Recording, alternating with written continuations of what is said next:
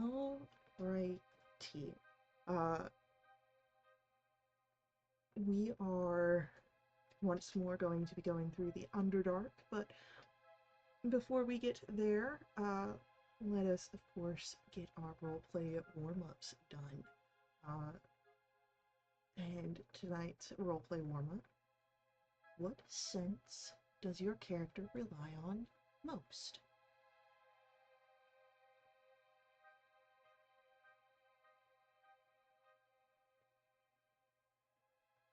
I can go first. Having come from a place of darkness with no sun, no moon, and no stars, you would think that Vesper would rely on senses other than sight. And while that is true to some degree, sight is the sense she relies upon most. It would be nearly impossible for her to carry out her mission without sight, at least not without a partner. She is an observer. She needs sight to put the pieces together when she comes across the scene of a transition. She needs sight to be a scribe.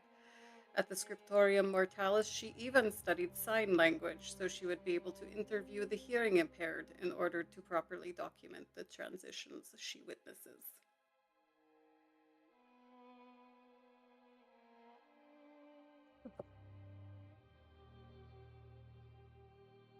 I could go next. Um, okay, so if we're taking this in a literal sense, Fee would also rely on her sight the most. Um, Figuratively, though, she relies on instinct, her sense of her gut feeling. And in her philosophy, seeing the enemy is useful for subduing them. But if you get a sense beforehand that there's a problem, you can avoid the threat or subdue it before it becomes a problem.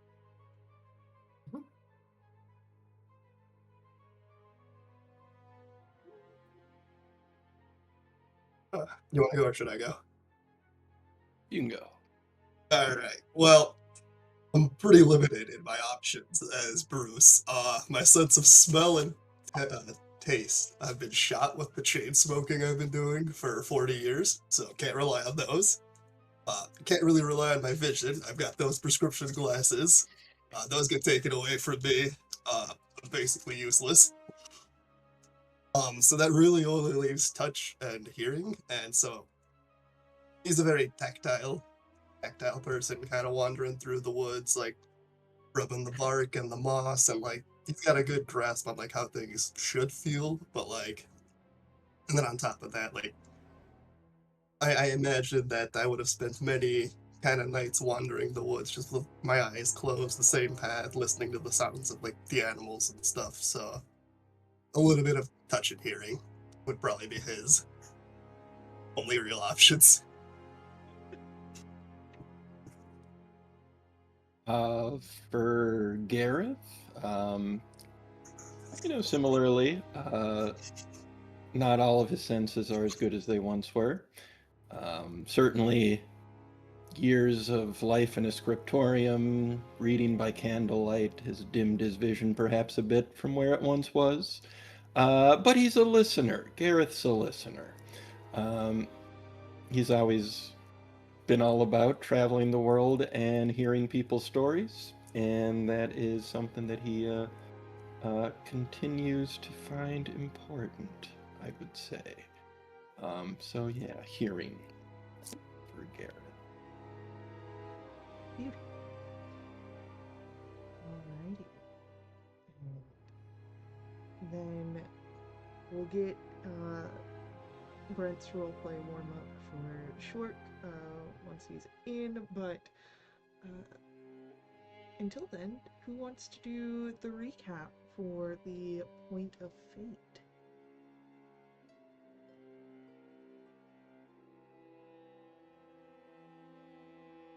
No one wants to.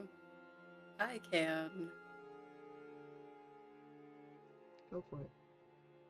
Okay, so we were walking away from where we were captured, and Shork checked in with Bupito to see if we were going the right way and to ask how far it was to the city we're traveling to. Bupito replied that it was 3 rides away, which we learned is 3 10 days. Uh, Darendelle has been carrying Fee's unconscious form, and Sneak comments that it must be nice to be big. Darendelle comments that he's getting accustomed to his new form. He can't remember how long, it might have been a few months since he was cursed. Vesper asked him if he knew how to break the curse, and he does not, but suspects that he might have to defeat the wizard that cursed him.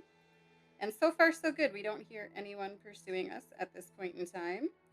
We start to wonder amongst ourselves what we're able to forage for down here, and we're told certain types of funguses, at which point Sneak found a poisonous mushroom. We decided to travel at a medium pace, and eventually we set up camp. We found a pretty good camp location hidden by a portion of a stalagmite.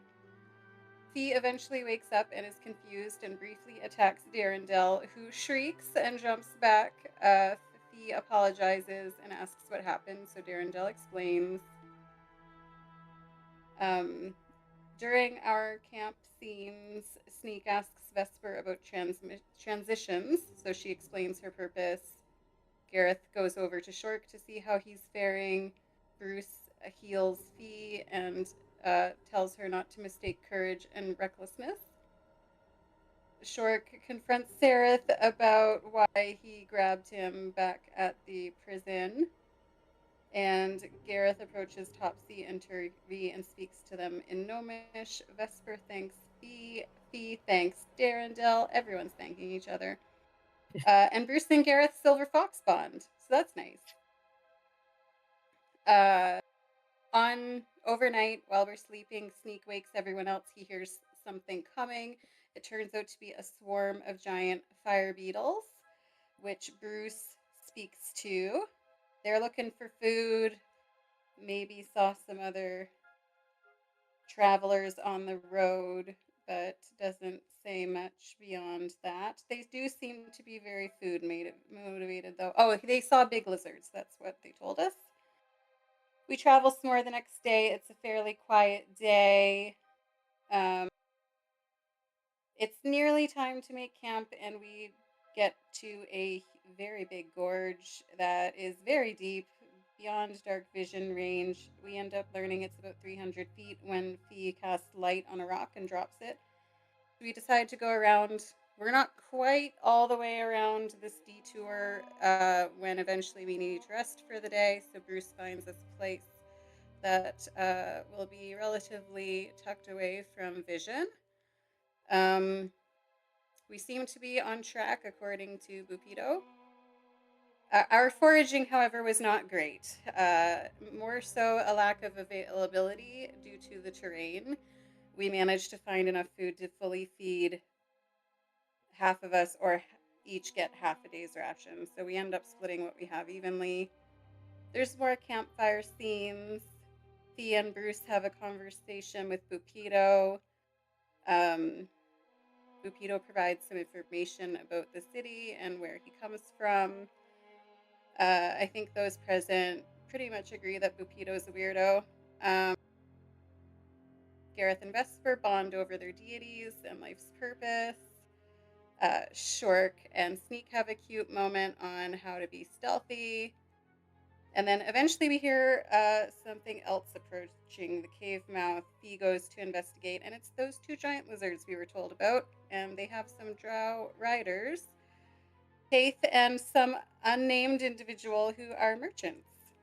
And we managed to scrounge together enough stuff to trade for, I believe, 8 rations and 20 feet of rope. Sneak offers up one of his precious gold pieces and also some mushrooms that he's quite proud of foraging for. And then we continue to rest, and there's more ruckus outside of the camp, and it turns out that it's 4 goblins that are looking for treasure that is supposedly located where we are. Sneak and Fee go to talk to them, and Sneak points out their maps upside down, and then points out that these are rock goblins, and they are so named because their heads are full of rocks. We finish our long rest. We keep going. on the next day.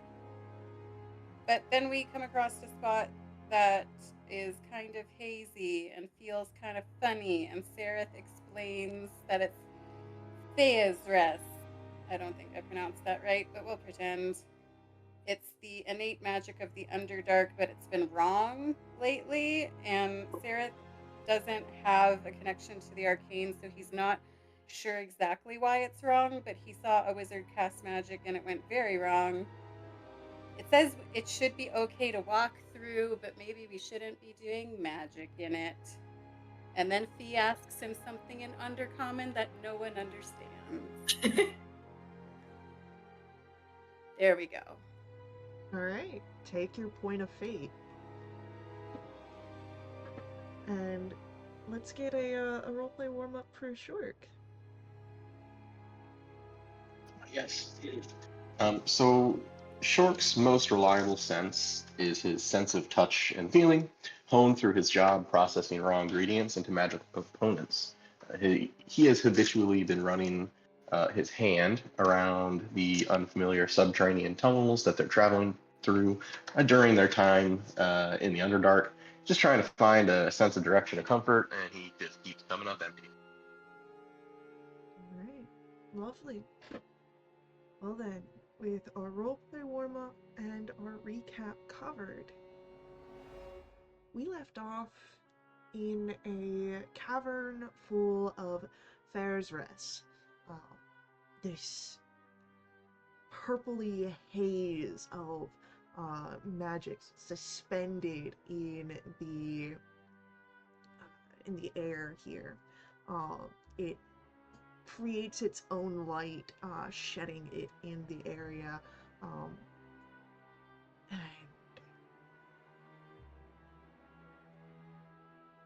yeah, it could be dangerous if uh, spell casting happens here.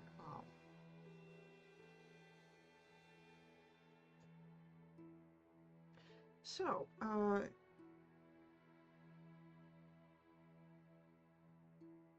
I would. You know what? Since Fee was the last of the PCs to act in the last session, with that conversation with Sarah, Fee, why don't you give me a 2d6 roll? Fate die? Yeah, we're doing a little fate roll here. Okay. Not the same. All right. Cool. So this is not the worst thing that could happen, but however, it is still something. Uh,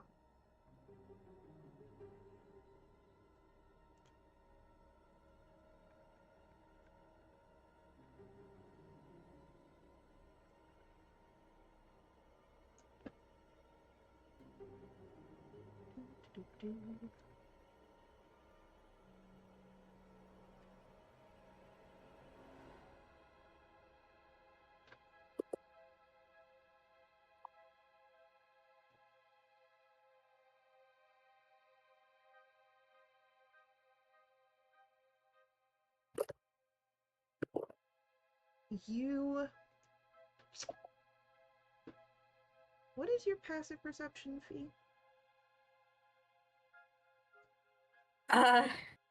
15. 15. Fee notices this. Does anyone else have a passive perception that is above a 13? Gareth does. Gareth would also see this.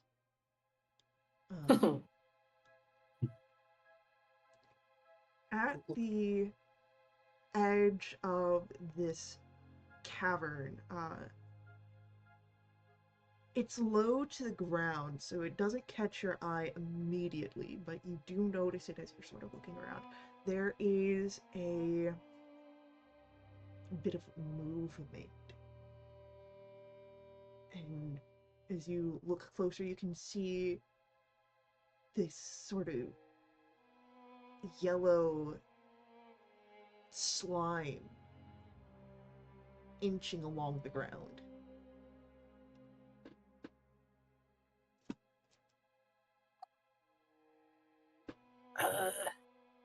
Could I point it out?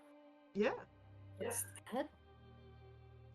I wasn't sure if I was seeing something. Yeah. Is it My coming eyes towards were us? what they were. It doesn't actually seem to be coming towards you, but it is, like,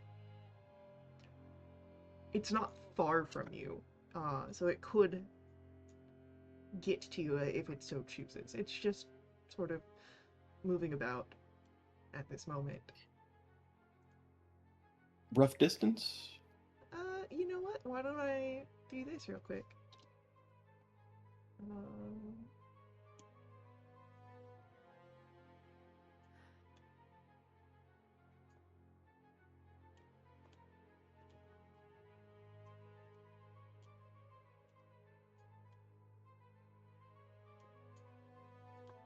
why don't I just put a little thing right there for you guys? Is it large? Yeah. But it's low to the ground right now, so it's like more spread out wide than it is sort of towering.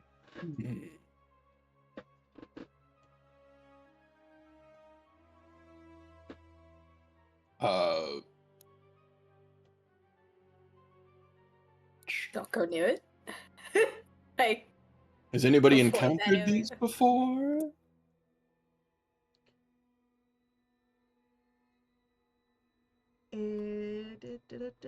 Why don't... Is it alive? I mean, it's Could be. moving. If that's what you consider alive. But I'd say if anyone wants to roll for me a history or nature to see if you recognize what this is.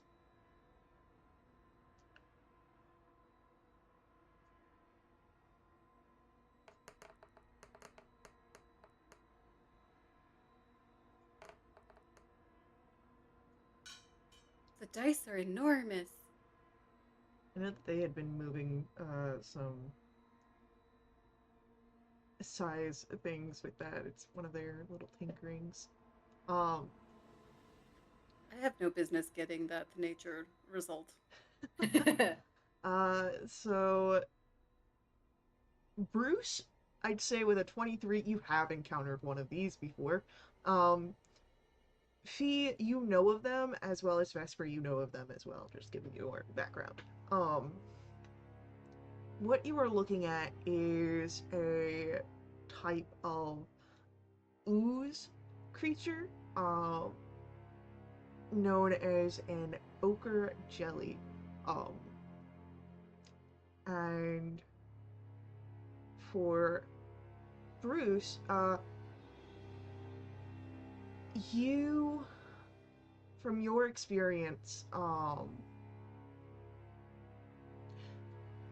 if this thing gets a sense of your presence, it's gonna be a problem. You know that these things are Aggressive. Or not even aggressive. They are like a even better sort of endurance hunter predator. like persistent. Yeah, they are persistent. What? They will hunt you tirelessly, moving over, under, and even around any obstacles in their paths. Gotcha. I would immediately block the path and say, "This is the problem," and say we either turn around at the group and say we either deal with this now or avoid it entirely. Like, this thing is a vile, disgusting creatures. It'll follow us relentlessly, and I'm not. We already have enough people tracking us, so I'm not saying we have to fight it, but we either avoid it or fight it. There's no half and half in it. Is that the only, and like that's the path we're going? Like we're going left, right? Yeah, it's It's sort of like inching across the cavern in front of you, so like you could either wait it out and hope that it doesn't find you, right, or you can backtrack, but do recall that you are trying to move beyond this massive right, gorge in the ground. right. Or you could always try your luck in the gorge. Hmm. Don't like the way No. you smiled when you said that. I choose life. If everyone could please try not to be entries into my ledger, I would very much appreciate that. So, how's everyone feeling about this? Fight it? I don't know. Maybe you don't want my opinion. Are we still in the area where magic is wonky? You are still in the area where magic is wonky. Wait, are we in it or like right before it? You are in it. It fills this entire cavern. Hey guys, you might want to step away from me. As I kind of, What? as I hold my quarterstaff, I want to inch my way just a little bit away from everybody, and I would like to cast Shillelagh. Oh Alright. no. Uh-oh. So, you cast Shillelagh. Do. I need you to roll me a d20, please. Right.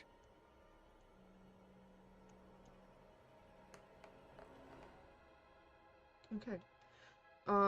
The magic, you can see sort of like swirls in the area above Bruce, but it settles. Whatever is wrong with the Pharisee seems to avoid you this time. Looking like a problem, guys. I don't know what Sarah was talking about. Sarah It's sort of Mhm. takes a step back away from the back of the group, like glaring at Bruce. what he's talking about. But So, as Shillelagh is cast, um, Shillelagh does have a verbal component, right?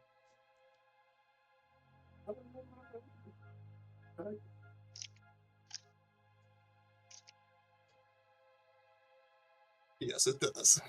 Oh You boy. you Oh, watch as the creature that had been sort of slinking its way across stops, and the width begins to shrink as it grows taller. Uh, and it seems that this creature has noticed you. Why don't we roll some initiatives? I look back. Sorry, guys. Fantastic. Okay. Ooh. Did that roll the initiative? It does not.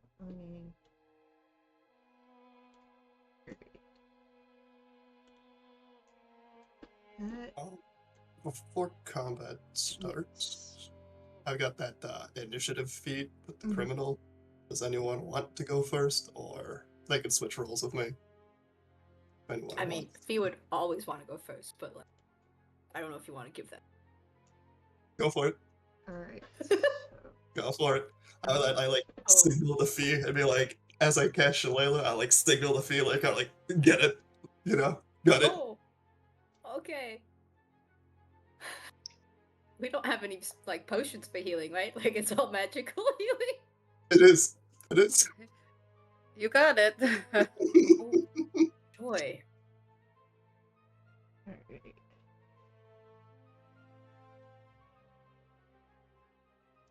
You have to just do this real quick because I done messed up. So you can sneak out.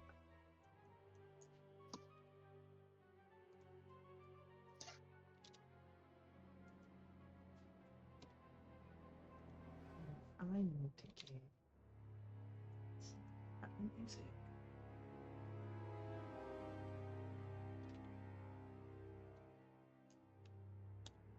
All right, Fee. you are starting us off in combat as this creature now sort of stands at a more full height. What would you like to do? Tempt fate. Could I? I'm gonna cast homework and hope I. All right, roll for me a D100, or not D100, D20. Sorry. 6. 6. Yeah, you're fine. The Pharisee above you sparked some, but nothing else seems to happen. Awesome. Okay. I will. Nope. Okay, I guess I'm shooting him. Yeah. Okay. Short bow. Plain old. Does 22 hit? A 22 will hit. Great. Sucky damage, and the hunter's mark. Also sucky damage. All right. I think that's all I'll do. And I'll move forward a little bit, but otherwise, that's it.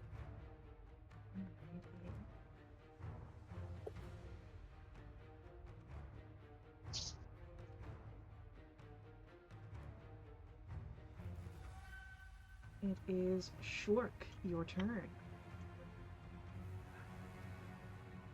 Yeah, after seeing Bruce and Fee use some magic to some success, he's gonna try the same thing. He's gonna kind of wave his hands around and launch a poison spray.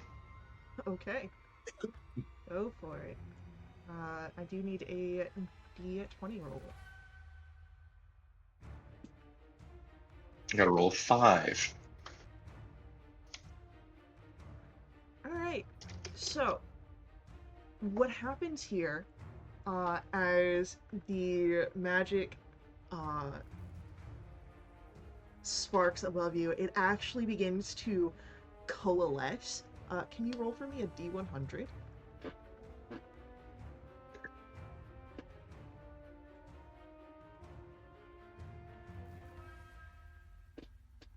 81.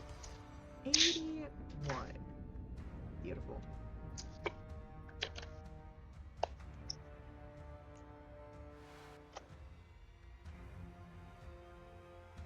The magic suffuses you with a burst of energy.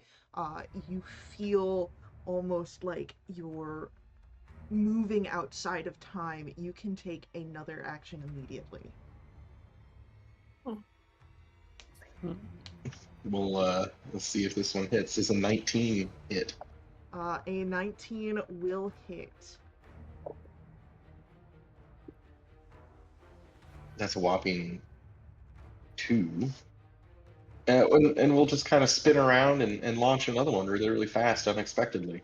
Cool. I'll need another D20 roll. Sweet. The 10 hits as well. An 8.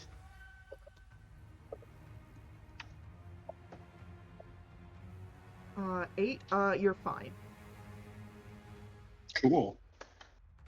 This is no problem. That's going to be 6 more poison damage. Alright.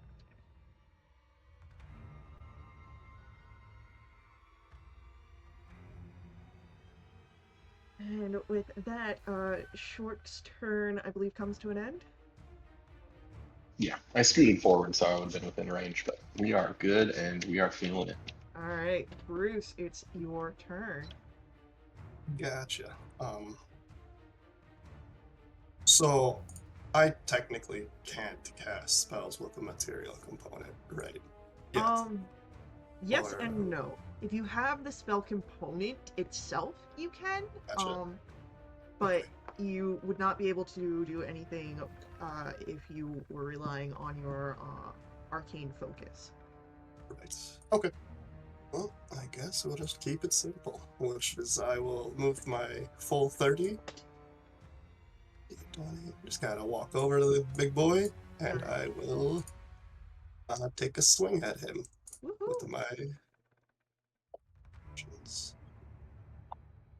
And fantastic. 11 hits. Oh yeah, big damage. That's all I got. I will just then just walk up and just whoosh. Alright. And with that,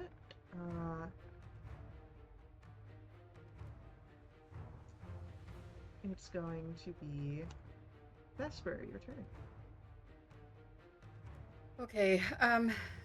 Is it fair to say I could start my turn on this square? Since, Yeah. I was on quite a few different ones. Sure, go for it. I have 8 squares of movement, so I think I can get right up next to Bruce. Whoa, where'd you come from? I'm very fast. You were like all the way back there. Like to swing my quarterstaff at it with both hands. That's a 17. 17 hits. That does 6 points of bludgeoning damage. And I would like to spend a focus point to do Flurry of Blows. Okay. Before this happens, what you see as your quarterstaff strikes down on this creature, it begins to split, and you instead, we're just gonna do this and have these guys come in as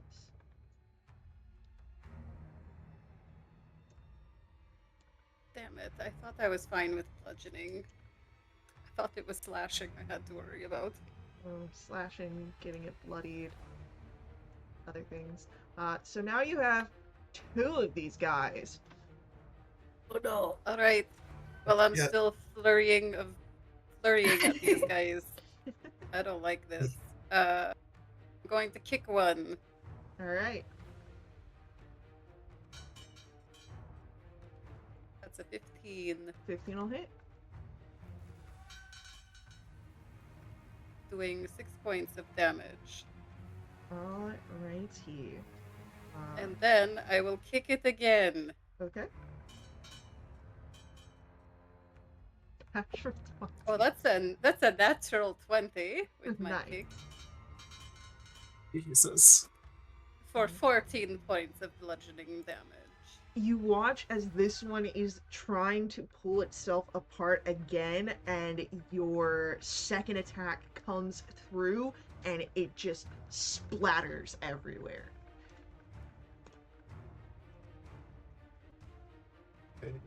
Take a step back.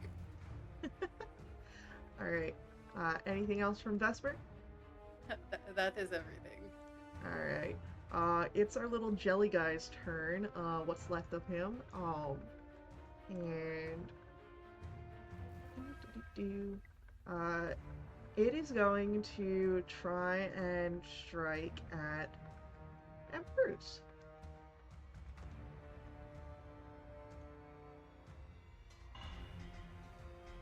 That's an 11 to try and hit you.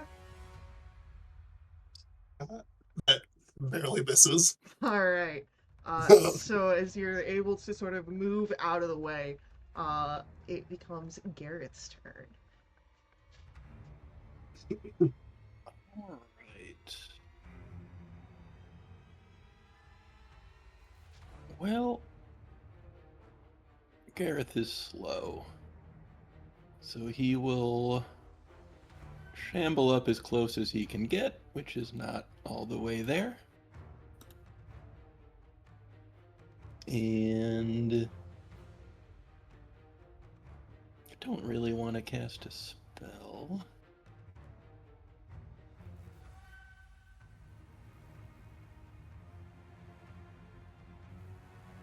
So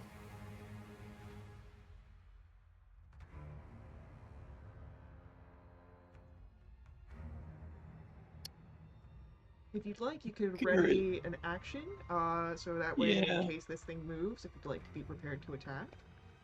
I'll just ready my short sword. All right, readying the short sword. As top of the round, Fee. What are we doing? I'll run up and join the party. Yeah, alright. Get up there. Yeah, I'll just try and smack it with my short sword. Hey. Finally. Okay, that's and Hunter's Mark. Nice. That's it. All right. You watch as this one splits into, and so we're gonna get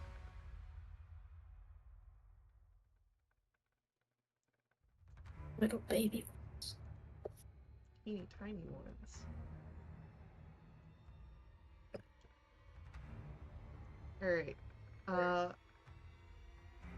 Bringing us then to Shork, your turn.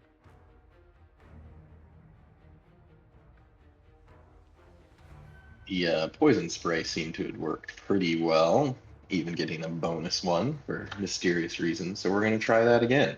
Yeah, Here's a d20, I'll need that. a big 5. I'll need a D100.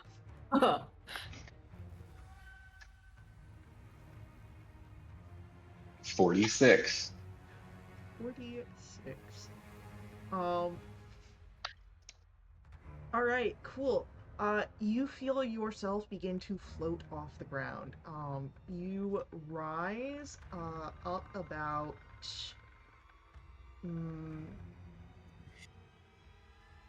20 feet.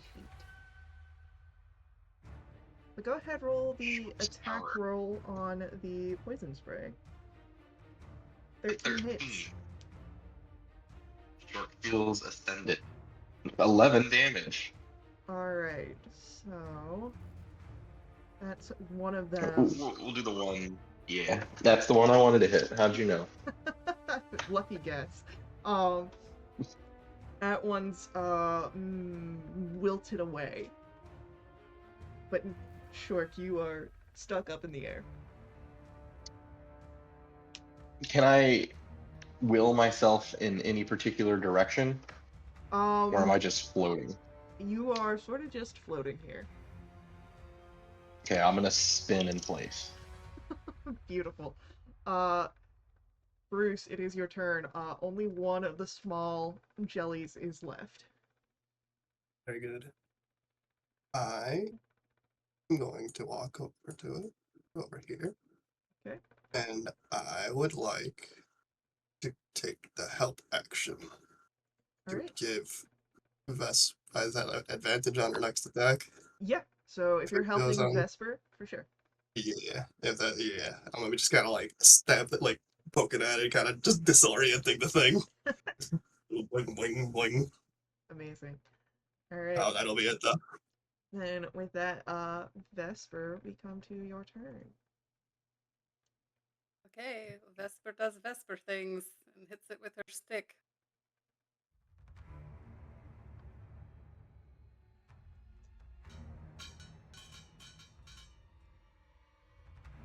'21 That's hits. a 21. For 8 points. Mm. And if it is still moving, I will just do a regular bonus action attack. It is barely sort of twitching here. Alright, I'm gonna kick it very derisively, like with disgust. That's a 19. Yeah, definitely hits. For another 6 points. And once again, the impact just causes this thing to splatter outwards. And you are no longer bound to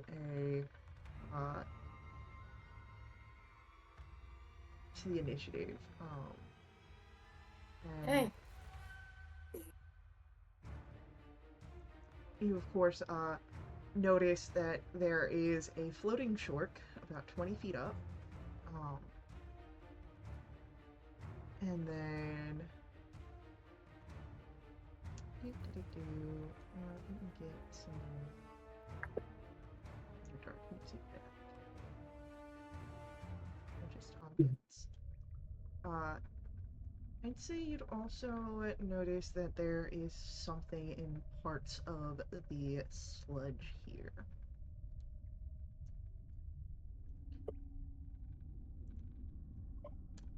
I don't know how to get down. We got some Can, rope. can I like Yeah, I hold was my gonna. stick up? I was just trying the No, same you thing. do it. You do it, Bruce. You're taller than I Wait, am. get on my shoulders. Get on my shoulders. Make a little Okay. little pyramid thing. Uh, with a pyramid thing, and help, a rope does get brought to Shork. I'll need someone to roll me a strength roll to try and pull Shork down. I think that's you, Vesper. I'm just Oh all. God, this is not going to go well. Just a strength roll. We could call this athletics. It won't matter. Hey, not bad. That's a 13. Oh, jeez. 13 I think is enough to pull Shork, not at least down, but out of the sort of magic, column of like levitating magic, which means that Shork falls 20 feet. Whoops. And Someone catch him. if someone wants to roll a dexterity save to catch, Oh, try. go for it. This is 10 feet? so well though. Yeah, no one said I. Is this a dex save? Dexterity saving throw, yep. Oh hey. Alright. That is a successful catch, which means that the two of you will split the fall damage. Yeah. Okay. Oh, see, I was hoping maybe Darendel would run with his arms out. So that's 7 points of fall damage. We'll say that we'll round it down to 6. Each of you take 3. Cool.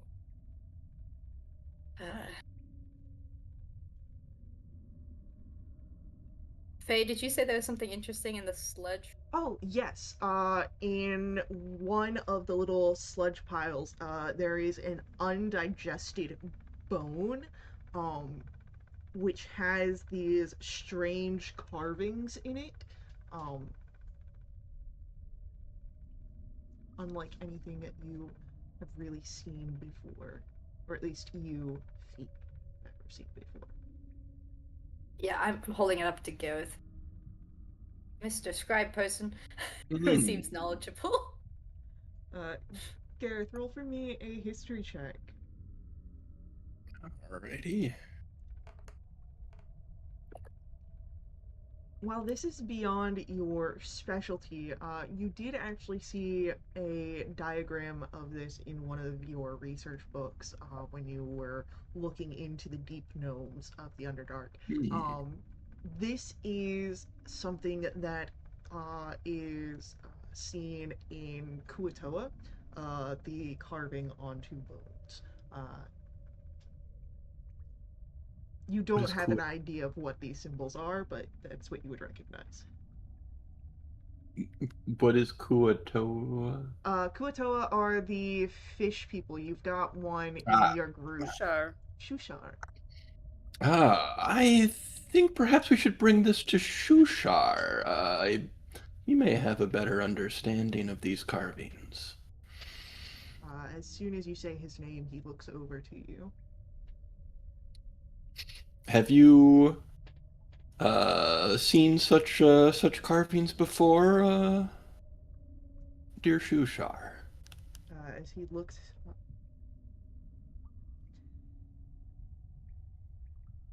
I have seen these before, yes. Are they meaningful to you? Mm.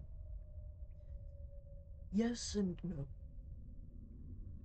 They remind me of home, of course. But these are ramblings of those unenlightened. They are prayers to a god that will not answer them. What god is that? It depends. There is no writing of a god on here, just the prayer. Can you tell us what it says? And he looks at it, twists it in the different lights, and it prays for the downfall of his neighbor. Literally his neighbor. Oh, not an uncommon prayer.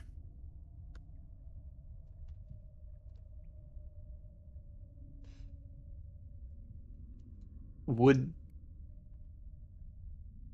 this be the kind of thing that you would carry around with you? If you...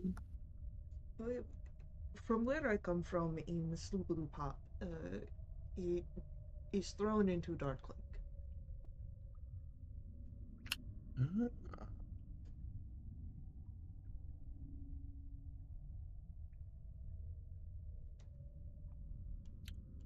Did we, way back when, was Dark Lake in the other direction from where we did not go? Dark Lake was From where East, we did west? go? West. yeah, Dark Lake was one of your Yeah. options. Gotcha. I Wonders guess how that... he knows it was his neighbor specifically, but she doesn't ask.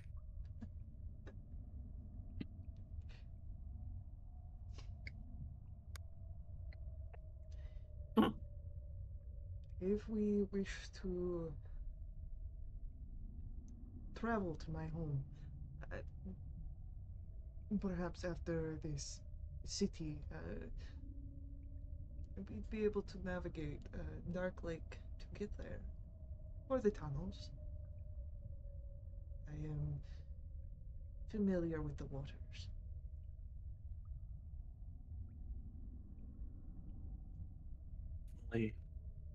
Keep that in mind. I might like to go. Perhaps you can show me this god that they write these messages to. I will show you the many gods we have.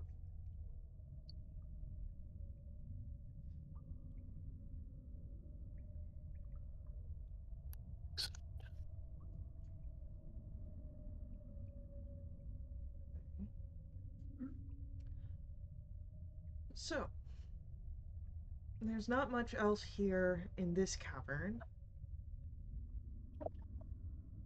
Which Shall means we move on? you can continue moving. Out of this magic zone. Anti-magic zone. Whatever. Well, it's not anti-magic, it's just Yeah. weird magic. Weird.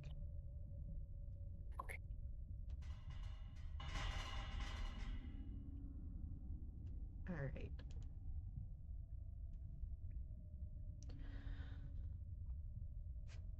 The rest of your day's travel down here is fairly uneventful. You do manage to finally get around the gorge and are now sort of making your way across it to get to that tunnel, leading you closer to Gracklestug.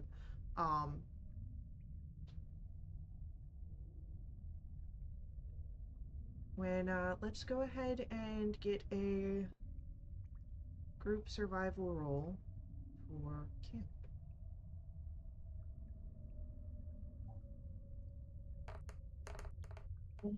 Sure.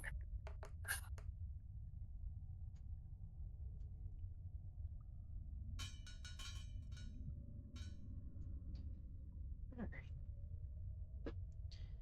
It takes a bit of effort, but Vesper seems to find a great place to set up camp, and as you sort of coalesce from where you had spread out in this small area, um, you can set up your camp.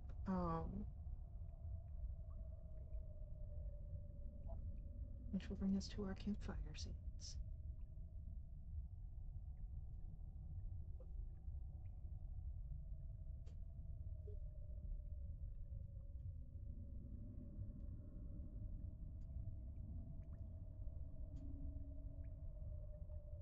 Vesper would like to approach Sarith. All right, that's where you approach Sarith, who's sort of on his own. And Vesper doesn't talk overly loud.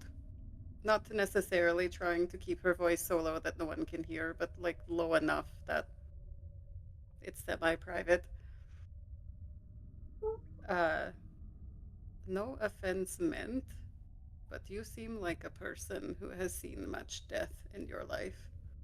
And I know from experience what a heavy burden that is to carry.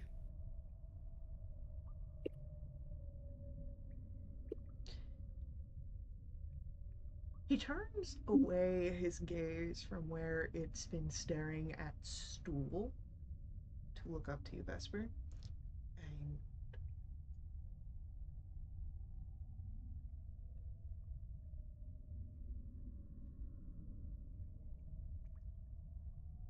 I was raised in death. That's all you know in one of the great cities of Wolf.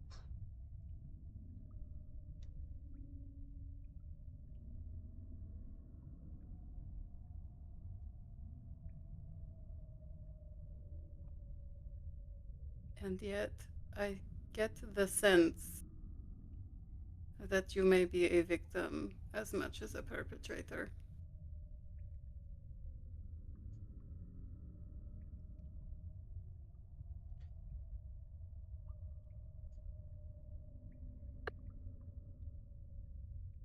Whatever you believe, it doesn't matter.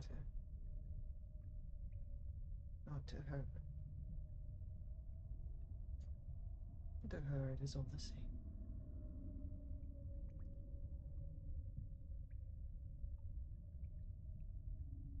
To her, to Lolth. To my lady, yes.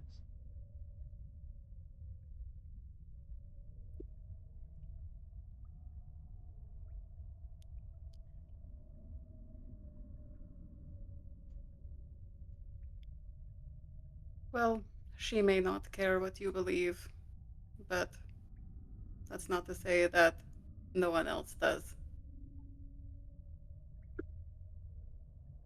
I think what you believe matters.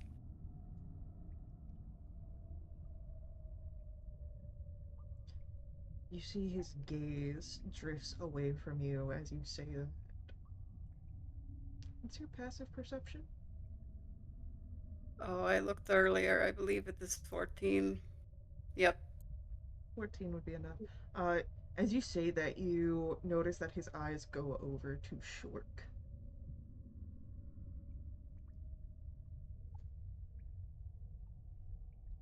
Can I read anything in his expression when his gaze shifts to Shork? There is still that blank face that he has had this entire conversation. The only thing that's changed is the direction of his gaze.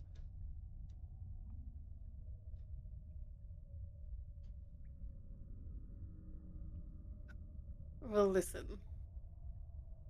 You do not know me, and I do not know you. I would not ask for your trust without earning it. But just know that if you ever want to talk, I will listen. And I am not the Queen of Spiders.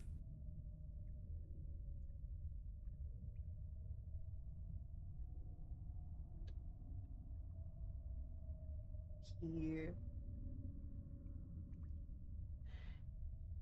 it's when you mention the Queen of Spiders that his eyes turn back to you.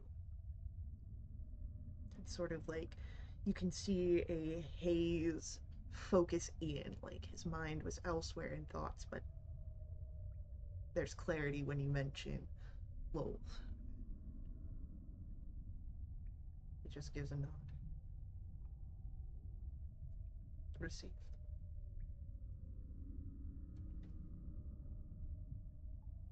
Whisper will nod back and then find her own corner of the camp.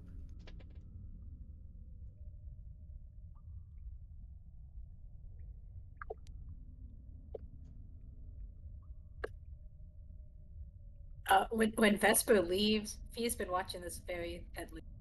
And as soon as Vesper leaves, Fee like kind of checks all of her weapons and kind of and would like to go over to talk to Sarah. Everyone wants to talk to this guy. Look.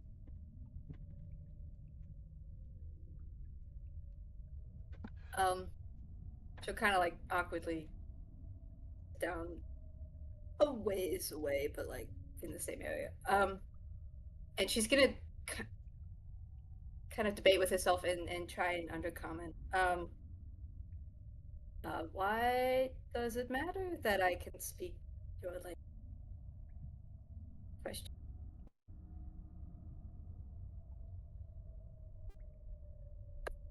He's back to staring at stool when you approach. And he doesn't look away. As he responds in Undercommon.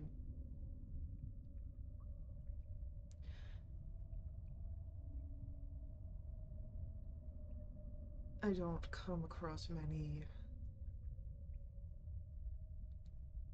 topsiders, is perhaps the nicest term, who speak Undercommon.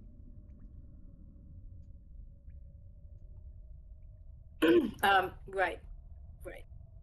Sense. If someone like me knows the language, what does that mean to you or to anyone? Either you have dirt, or you're stupid. What do you mean, don't? Dark dealings, traumatic pasts, something that pulls you beneath the stone. Could you just be a happy regular guy who just happens to learn it in school, or some other way? Question. If you were from down here, perhaps. But every topsider that I've met that knows this language is not a topsider that you wish to be dealing business with. There's no exceptions. None that I've seen. You sure? Yeah, okay. Okay, good talk. She's gonna get up awkwardly and wander. Before you leave, he asks, which one are you?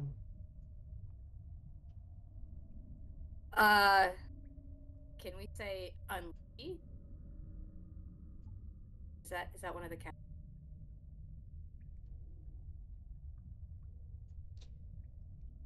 He doesn't respond, so perhaps he seems to accept your answer. But you do feel a gaze watching your back as you leave. Awesome.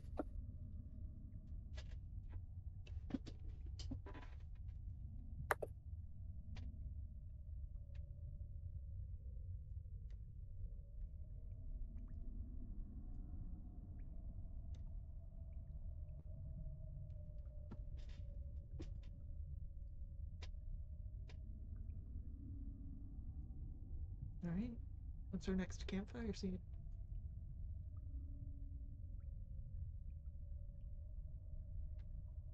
I would like to approach Shork, our lovely dragonborn companion, After kind of, I'm assuming because both what Vesper and Fee were kind of talking,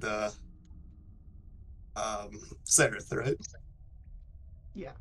And I've noticed that Stork is also kind of like bump shoulders to him, and I'm like, seems like somebody's popular in camp right now, huh? I'm not sure popular is the right word. I think he might pose the greatest unknown risk to everyone else. Hmm, He has an eye for school, but I also feel that he has an eye for me. really? Is it any specific reason? Or just in camp or in, I Um, guess in prison? as we were escaping camp, he just sort of grabbed me and stared at me. I confronted him, and he didn't really have much to say about it.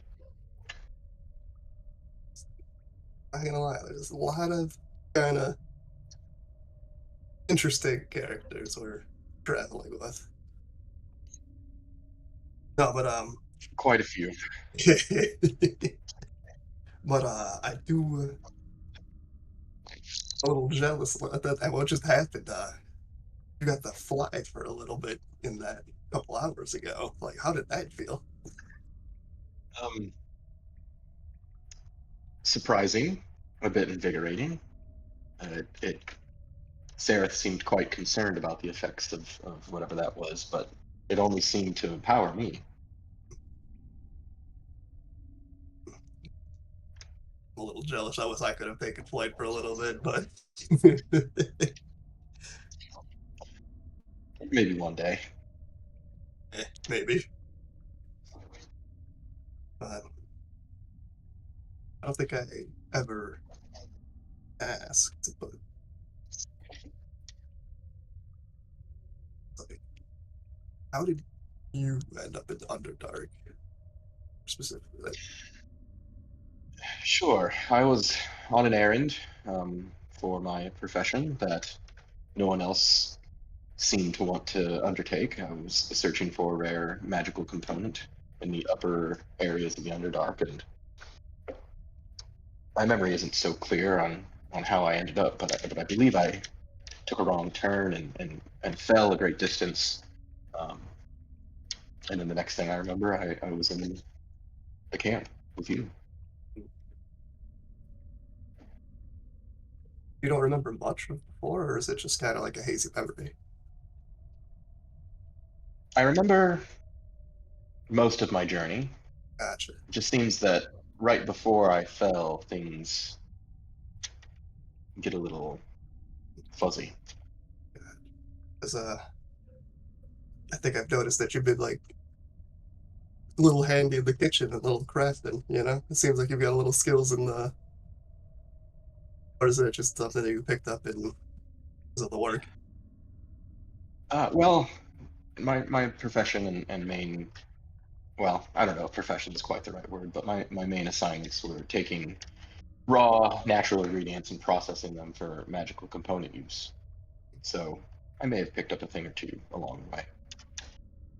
Definitely made the meals a little better, whatever they were, in prison.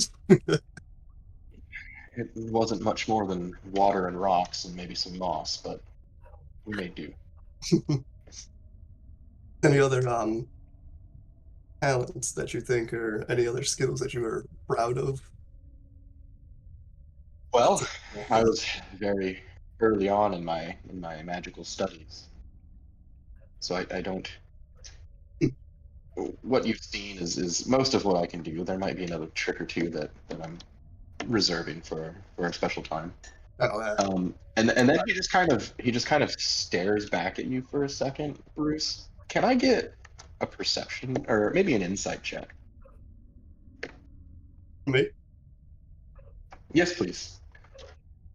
If you're trying to lie, he just believes you. I don't know if you need me to.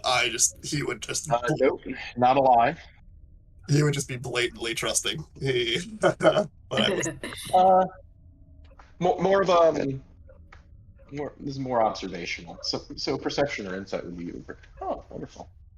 17. You would notice that as he kind of pauses almost uncomfortably, there's something wrong with his eyes. Is it like a that you haven't glitch noticed. or just like a color off color or something? Or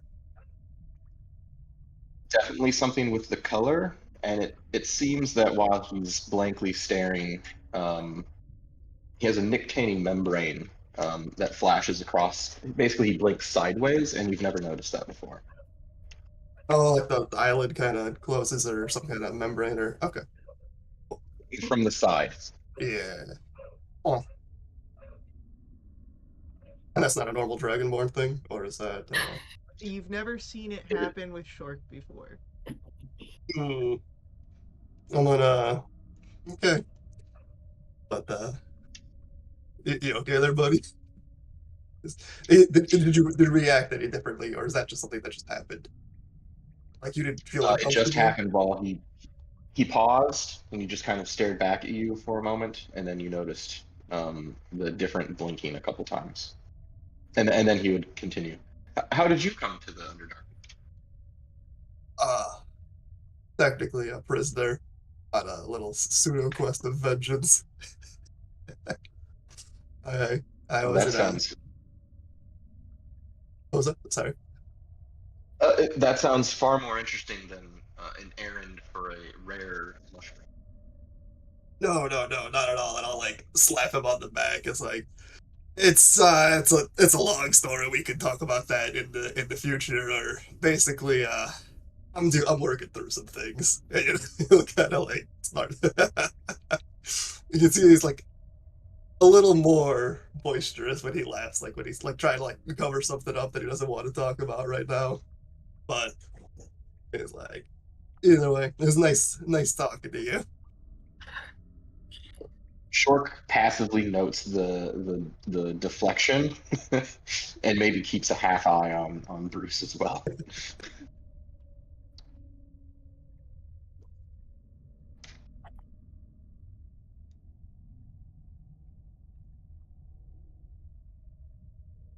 I guess that leaves Gareth.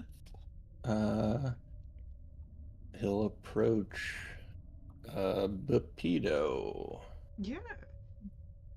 Uh, Rapido is sort of kind of just like coming back from uh, a sort of like aimless patrol around your little camp. So he looks up at you and it's a fine place we have here.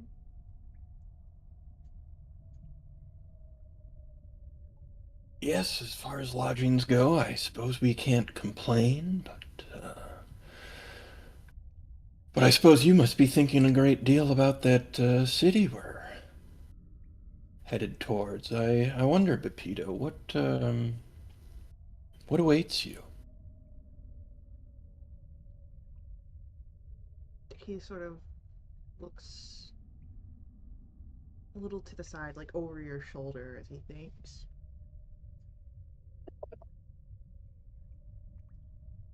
And then his eyes turn back to you. Glory, hopefully. Glory. Is glory important to you? Recognition is important to me. I want my people to recognize me. Has it been denied? Not so much denied, but unseen. Unseen. What kind of glory do you hope to achieve, if you don't mind my asking? There are different ways of achieving it, after all. You are correct. I wish to remove the bumbling idiots of the Savant Council. Ah, I wish to create a society of Darrow that is well standing. this council, then, Balance. did they play a role in your ending up in the unfortunate situation you found yourself in?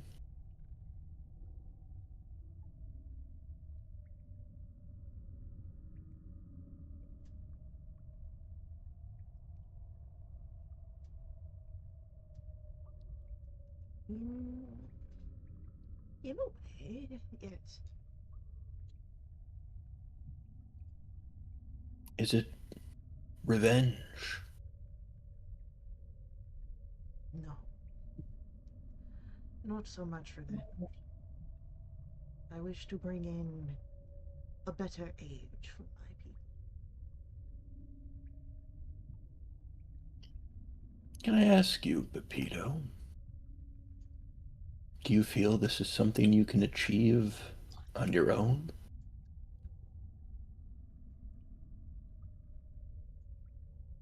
Once I get to Gracklestock, I do believe that I can handle these.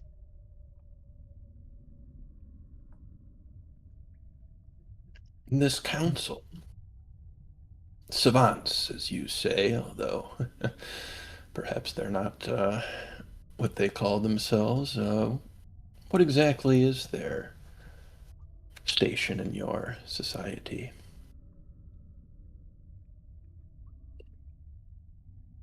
The highest level of dirt on the bottom rung.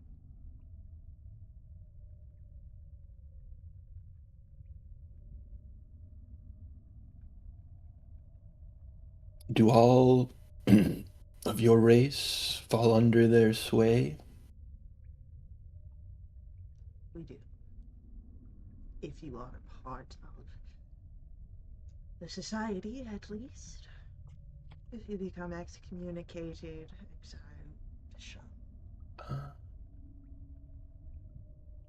what then kind of things would you say they exile folks for?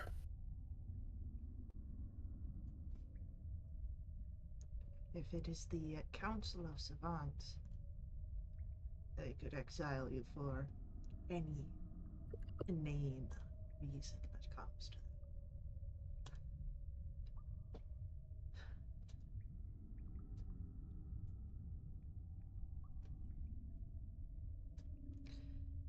But if you are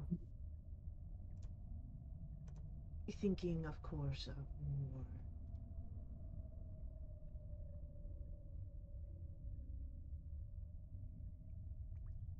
social reasons, going against their laws, as inane they may be, is reason enough. Or if any of the Dwergar tell them, for whatever reason they give, they carry out their will. The Dwergar? Yes. Gracklstug is a Dwergar fortress. Darrow, such as myself, are merely permitted in its worst districts.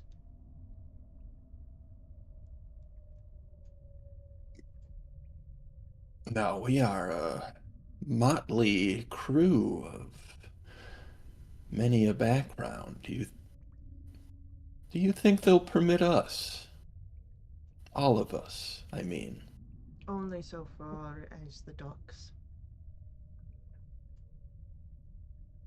You'll, of course, have to get an escort if we enter through the main gates.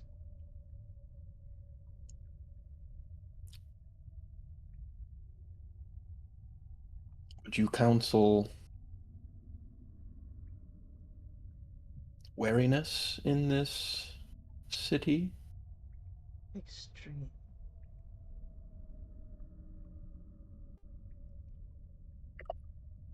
Do you honestly think it wise for all of us to enter? The wives, no. But you are in desperate need of materials. and Gracklestug provides.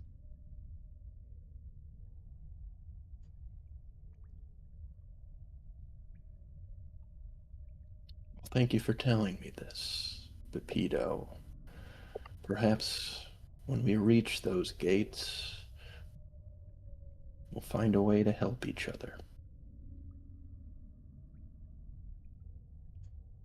Perhaps. And his eyes sort of trail over your shoulder again, thoughts sort of coming over his mind.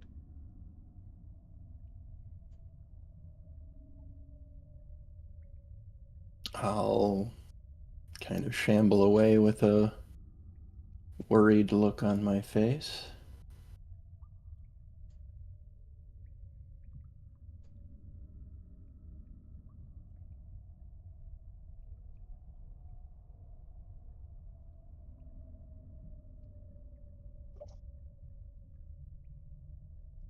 Do we have any? As Oh, go ahead. yeah, as Gareth shambles away, perhaps past Shork, Shork would kind of reach out. Gareth, are you well? The look on your face is maybe concerning. It's, I'm sure, no grave concern. I was merely speaking with our guide a bit about our destination. Did he share anything important? Well, I suppose we should be getting used to this by now down here, but it may not be as smooth as we would like. Seems every turn is more dangerous than the last. Yes, I fear, whatever the case, rest will not be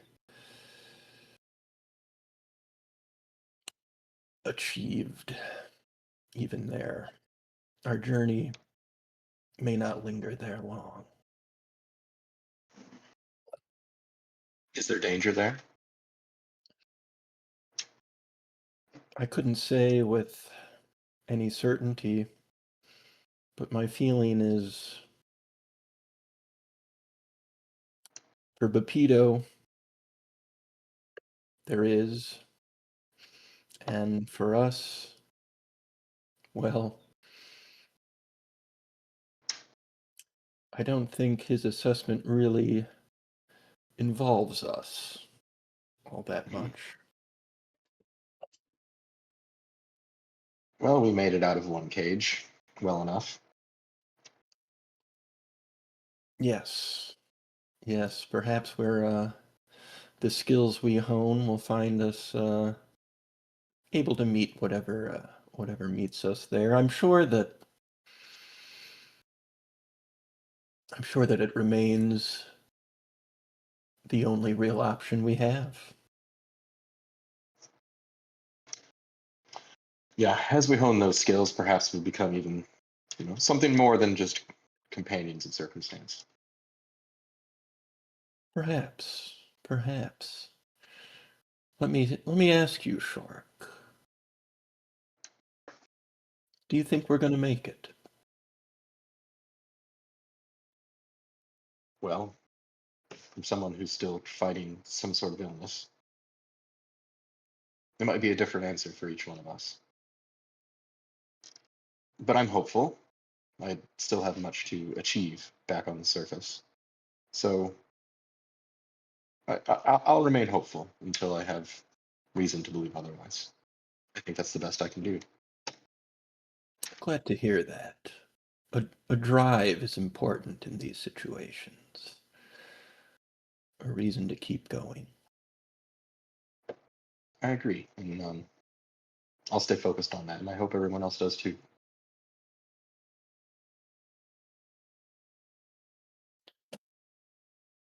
Let me know, Shork, if you sense anything about our companions, about those that you trust or any that you might feel uncertain about. The drow likes to watch me. I'm not sure why. Everyone else seems more or less on the same page, though. Yes, the drow seems to be on many minds tonight. I confess I haven't had much of a chance to read him, but I'll do my best to find what I can. He's not the most friendly. No, but these aren't the most friendly circumstances. Perhaps Right, you are. there's an explanation there. At this moment, can I have Gareth and Shork roll for me perception, please?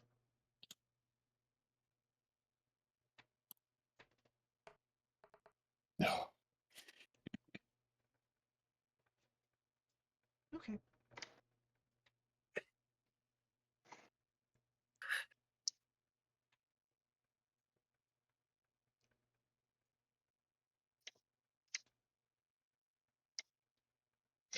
At that point, Shirk would sort of give just a general, not an announcement, but speak louder than just Gareth that he's going to turn in to try and get some extra rest.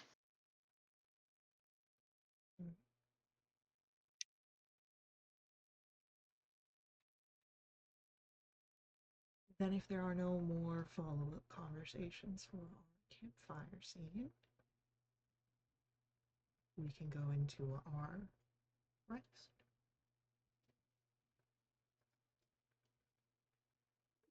And just gonna roll to see who's on watch.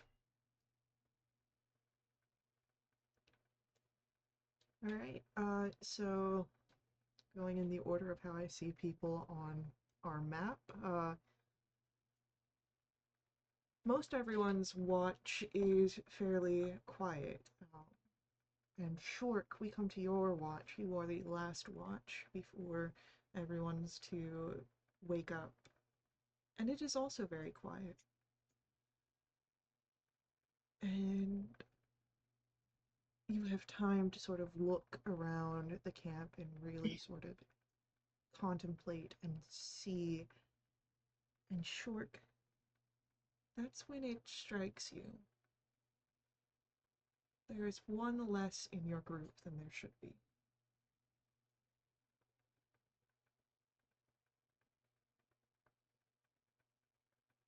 Can I do a mental head count to see who's missing? Yeah, it's pretty easy to see who's missing. It's Jim Jar. It's Jim Jar. Do I know the last place that he was seen? Maybe before I fell asleep, or was he there when I woke up, or is he seen to have slipped away during the watch? Roll for me a history check.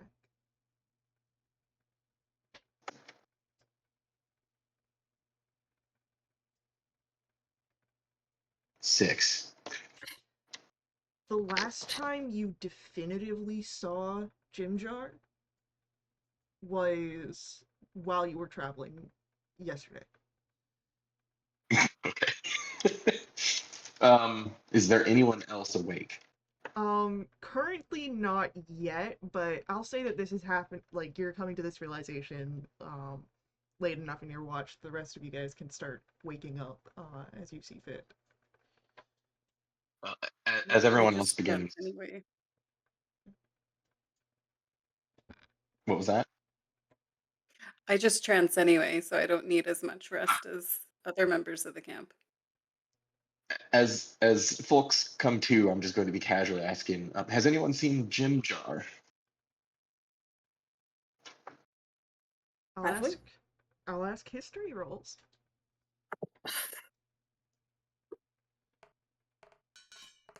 Twinsies, Shork. Oh my god. Triples these. Oh, there we go. Okay. Oh no. Poor Jim Jar. Definitively, the last any of you had seen Jim Jar was yesterday traveling. Even Bruce with a 16, the last time you can recall like physically seeing Jim Jar clearly was when you guys were sweeping out to find camp. Could I In take a order. look? What was that for? What were you saying, Lexi? Could Fee take a quick look, like immediately outside of camp? I'm looking for tracks or signs of struggle or like a note. Yeah. With a quick look, going off your passives, you don't notice anything.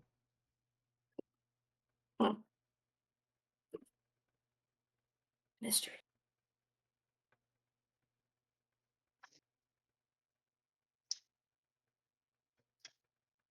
Has any of the NPCs noticed Jim Jar's absence?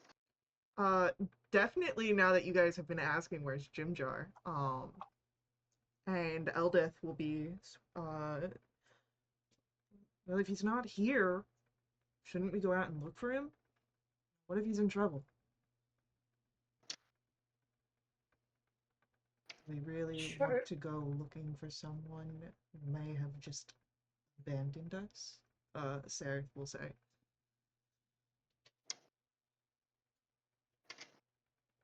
Where would we even begin our search? Could I do an actual check for tracks? Yeah, roll survival. Oh, excellent. That nope. Never mind. You don't see any tracks, unfortunately. I don't How close to really the gorge? want.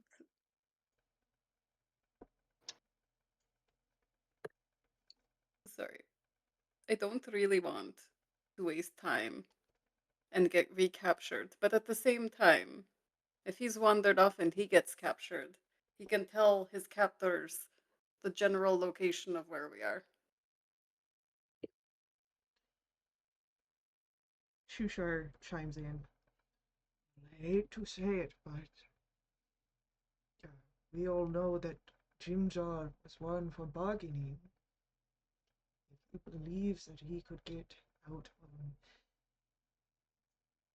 providing information that is useful, he may do as Vesper says.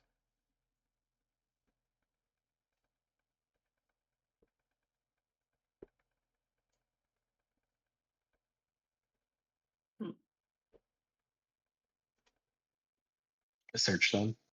Split up and search the party. Search the area. Get as much area as we can, surface Ask area as we Top. can cover.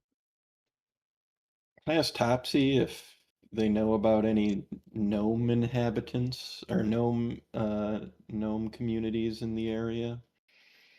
Like, is there anywhere logical Jim Jar might have gone to, given the opportunity? They look to each other and they shake their heads at you.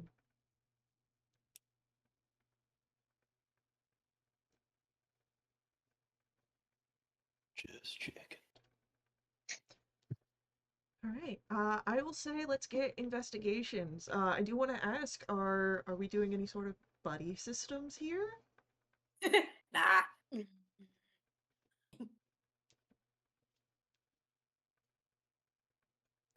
Dibs on not Seraph. I don't think anyone wants to buddy up with Seraph. I'll buddy with So. Oh yeah, I was If he about to looks say like- the same thing. But Oh, I'll It let you. makes no difference to me. The guy, it doesn't bother me. All right. So yeah, why don't we do a buddy system? You claiming Seraph? well, not Bruce. Bruce had dibs. All right. So Bruce has got Seraph. Put grumpers in the eye and say, "Let's go. We gotta find our short friend." All right. Fee, who do you want your buddy to be? Anyone but Bupito. Me and I've never had a buddy. There's so many options. I don't know. Can I go last? Sure. Gareth, who are you buddying up with?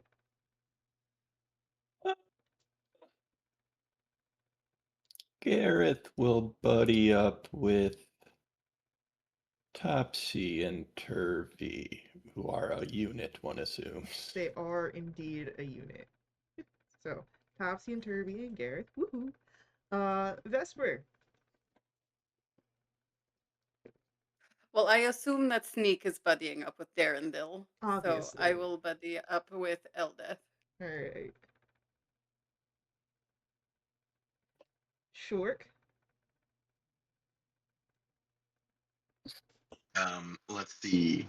Numbers are dwindling. We'll go with Stool. Shork and Wait, Stool. does that leave Bupito? You got Oh, I'll Bupito take or Bupito. Shushar? You got Oh. Shushar I also. don't know, Shusha. Yeah, fish friend. Alright, so Fee and Shushar? I guess. That's not an You know what? option though. Why don't we do Stool, Bupito, and Shork as a trio? Great. So everyone's got a buddy. All right. Then let's get some investigation rolls. I will give everyone advantage to account for your buddies helping you out.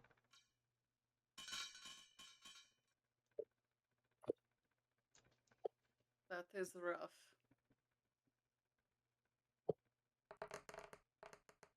Wow.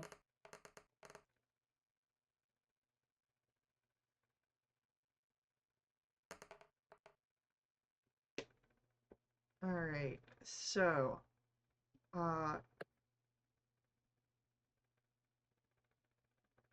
this is gonna come from Garrett's team. And Gareth, what hits you and Topsy and Turvy first is a smell.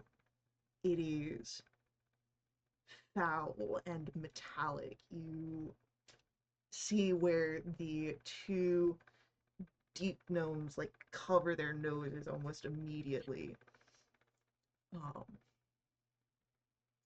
And Gareth, overcome with the smell, gives an old man sneeze where he's like, it's one of those like shout sneezes. Oh! you're all alerted to this. It echoes in the cavern. Oh, good. Oh. Oh. Um,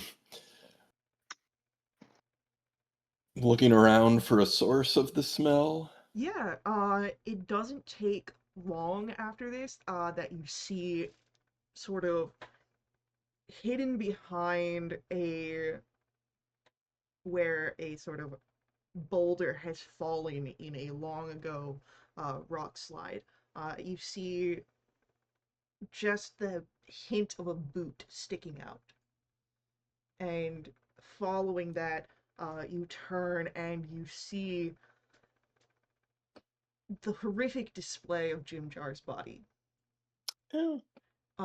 His intestines have been drawn out and turned into like this spiral that goes all the way to his heart, which is exposed, ribs broken out like almost butterfly style.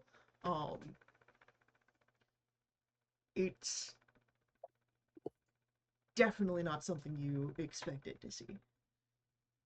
Um, is there any like cloth or clothing nearby? Gareth feels like he needs to cover this up. Um, you could probably ask either Topsy or Turvy for a one of the cloaks that they've got. Uh, I hate to ask this of you, but I know that Jim Jar may not have been anyone's favorite companion. but I don't like to see him displayed like this. If it Can I saves borrow your cloak? if it saves our eyes from this, sure. Topsy says, and she's like unbuckling hers immediately and like holding it out. So Gareth's going to take the time to do his best to show some respect to a dead body that is perhaps beyond that.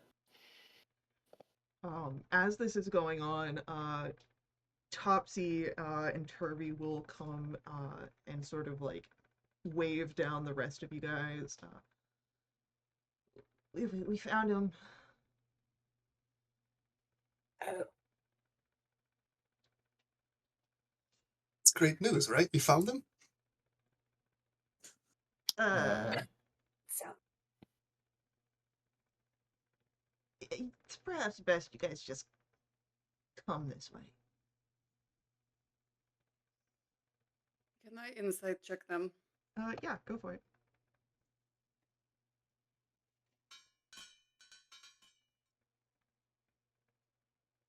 Blissfully unaware. Yeah, you can see like they look unwell, but that's about it.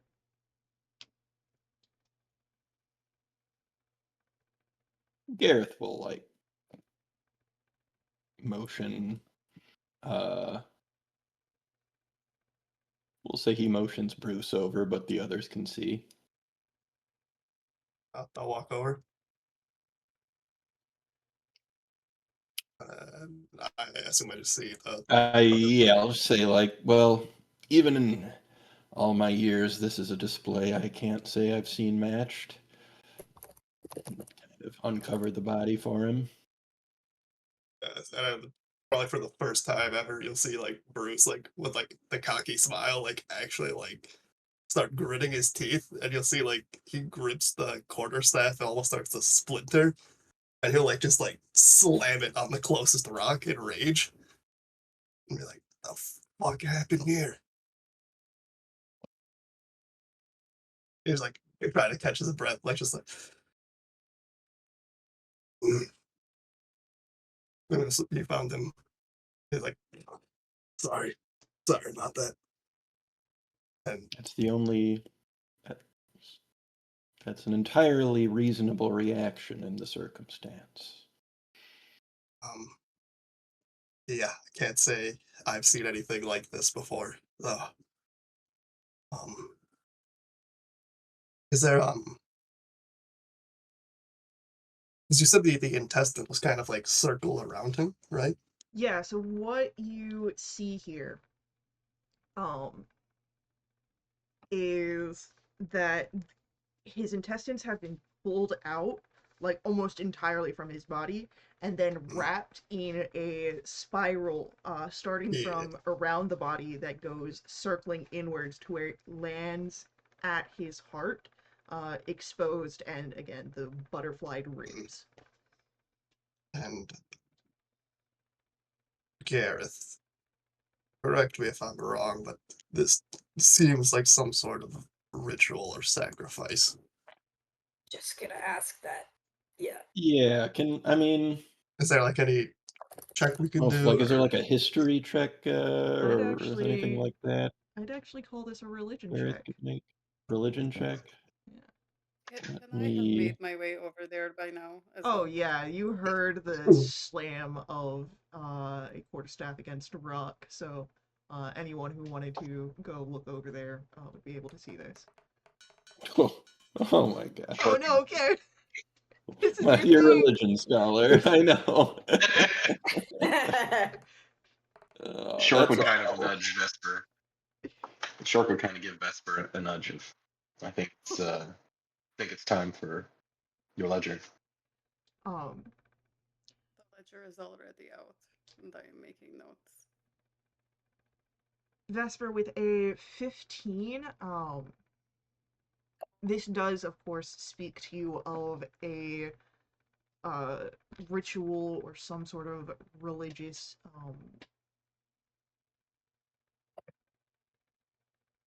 positioning of the body, perhaps even the kill itself. But you weren't really a scholar of religions, I don't think. So you're not quite sure which deity this could associate to, but you do know that there are a, a decent number of gods that, are brutal, and murder wouldn't be turned away from offerings they accept.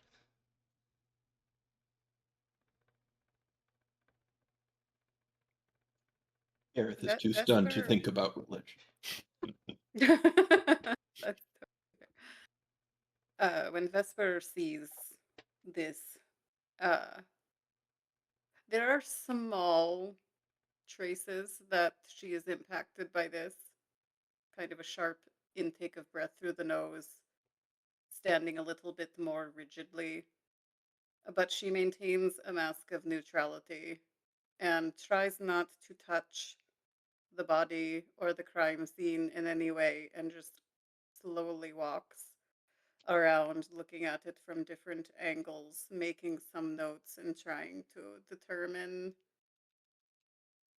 any any information that might be relevant for this entry in her ledger. Is it obvious what type of weapon was used to cut open his chest? Because Uh, we only have a limited amount of weapons with us. it would Things have, down a little bit. yeah, it seems to have been a blade of some sort. Give me a medicine check. Let me see what you can pick up on this. When do I have to announce my point of fate? It's after I roll, right? So whenever you roll, you can use a point of fate to either change or not even when you roll. Whenever a roll is made, you can change a failure to a success or a success to a failure. So it's after you know if it succeeds or fails. All right. Uh, 13. 13, I think, would be enough to get you some Okay. information here. Um,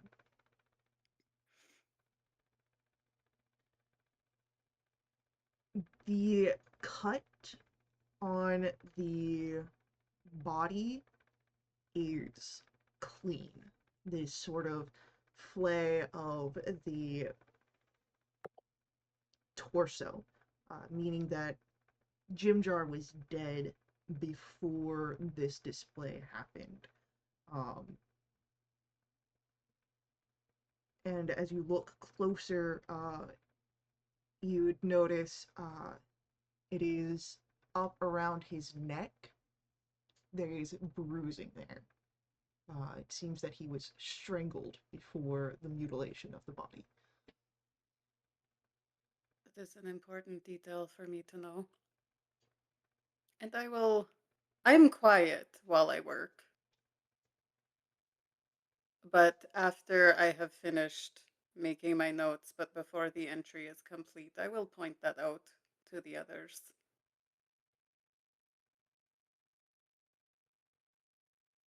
Um. So who killed him? Strangle himself.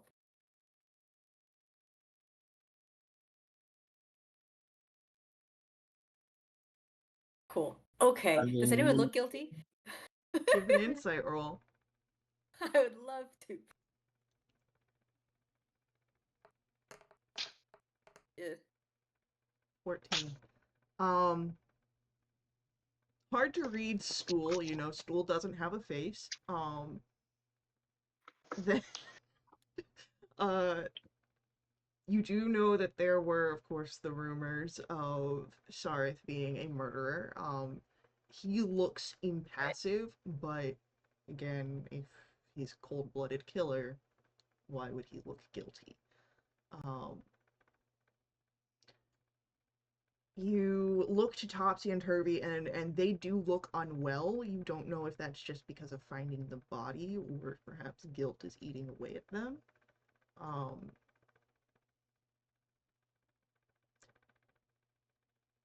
And you don't see Eldith here. She's nearby, but she's not close enough to be looking over the body. And you do recall that she does have a bit of a temper. Sure. Another question. Does this seem demonic in any way? Nothing that strikes you immediately, but who knows? So, Jim Jar being a deep gnome, can is it obvious by like the placement of the bruising or the size of the bruising? Can we tell if it was done by a much larger creature than someone of his stature? Hard to say. The way that the bruising on the neck is it's not so much handprints squeezing, like you don't see fingerprints. It almost looks like someone, like the whole neck is bruised. It's like someone took their arm and from the back. Is there signs of a scuffle, like tracks on the ground, or does he have any defensive wounds? Um, give me a, I'm gonna say, give me an investigation roll for this one.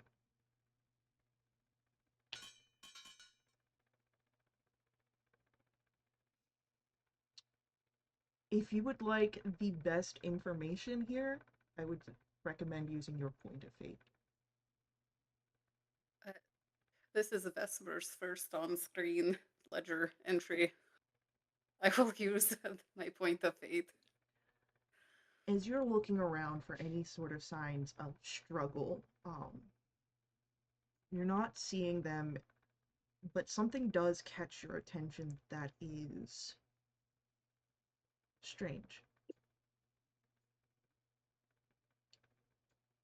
Jim Jar's fingernails have been cut down, and his fingertips are clean.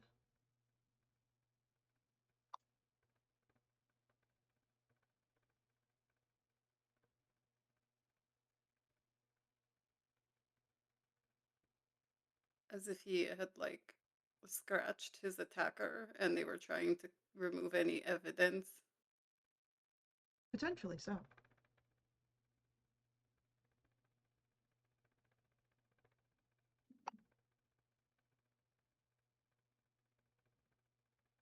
I'll point that out as well. Does anyone present react to me pointing that out?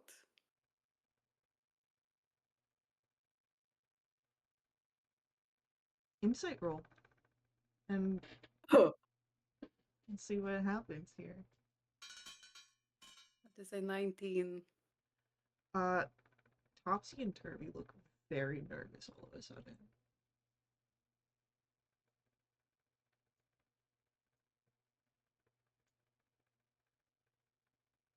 And I would say you'd even notice Topsy uh, hugging her arms. And you recall that she normally wears a cloak that covers her arms, but that cloak is currently over top of Jim Jar. Topsy, may I see your arms, please?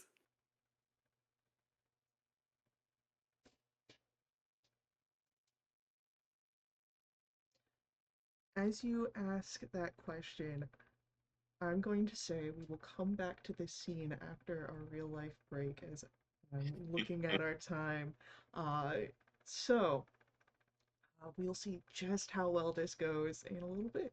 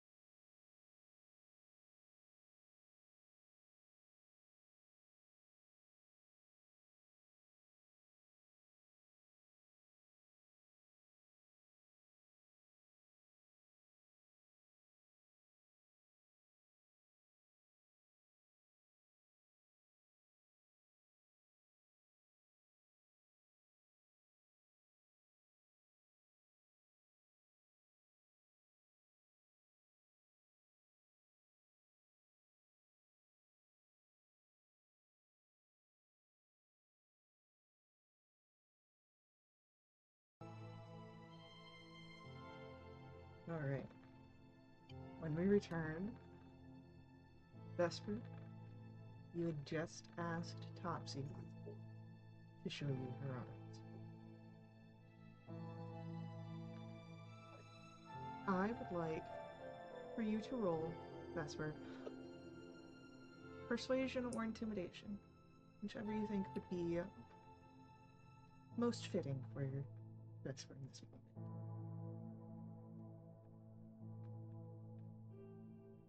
Oh, you're muted. Thank you, Lexi. I had too many tabs open. I was trying to find you guys. Vesper is doing this with the clinical detachment of someone who was trained to do this, so I don't think she's being intimidating in this moment. I think she would probably try to maintain an air that is somewhat calm. So I think I will roll persuasion. Alright. God damn it, I wish I had used my point of fate for this instead. Topsy sort of just tightens the grasp on her arms and she looks over to Gareth and in a panicked gnomish, it wasn't me, we didn't do it.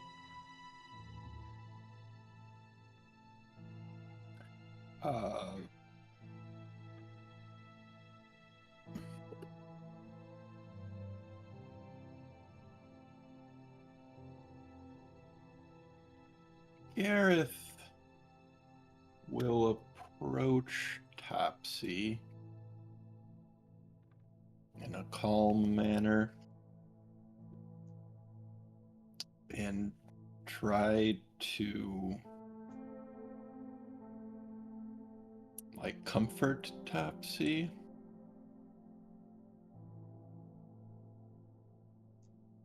And say to her in Gnomish, of course not, of course not. But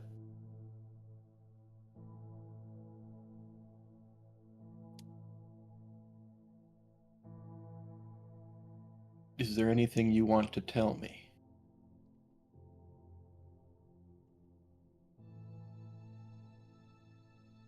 I'm going to ask for a persuasion just because of the topic. But Gareth, you do have advantage here outside. Okay.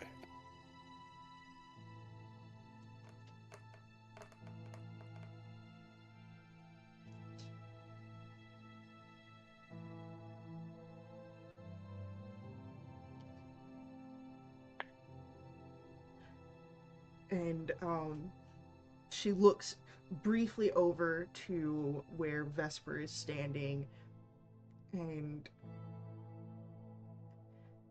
then back to you, Gareth, and I can't show her my arms. I've got scratches all over them, but I've been the one scratching at them, and Turvey's got them too. We've got our own sickness. It's not contagious, we don't think. We itch a lot.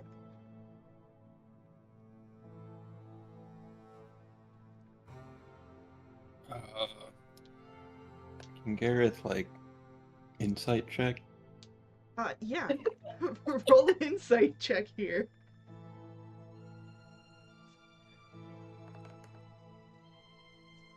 17. She's telling you the truth, but not the whole truth.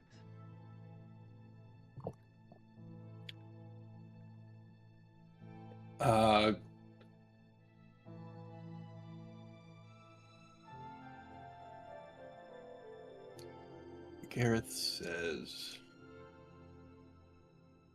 I believe you, Topsy,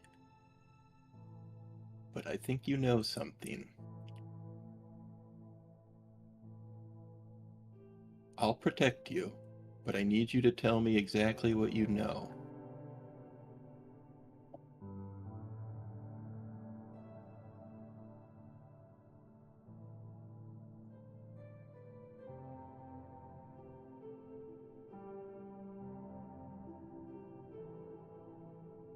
I say not right now.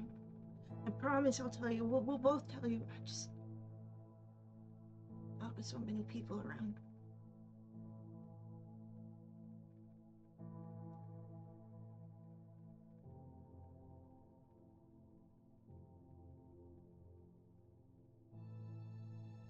Do you know who did this? I don't know who did this, no. But it's not us. But they're looking for scratches. They'll find it on us.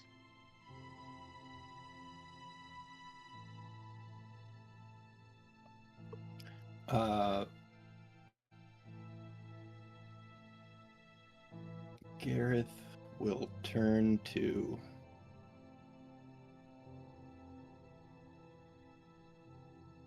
Vesper and say,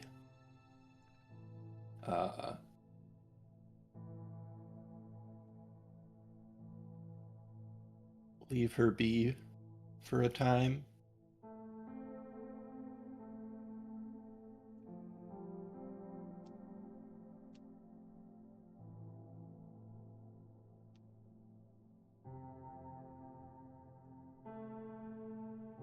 Vesper is silent for a long moment, but understands that death is hard for people.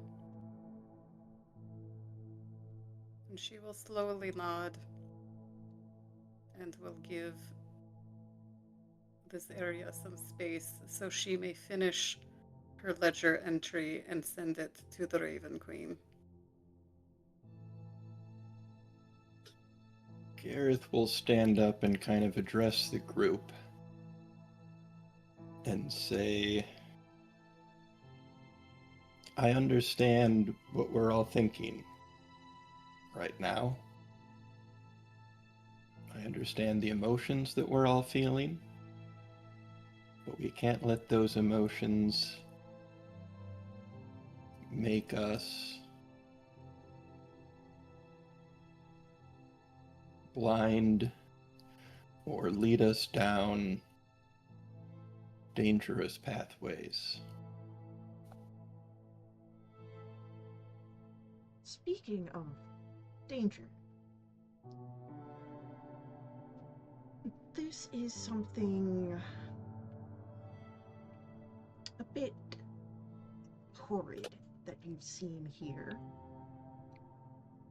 I would like for you to roll for me wisdom saving throws. Does that include me off in my corner? This includes anyone who saw the body.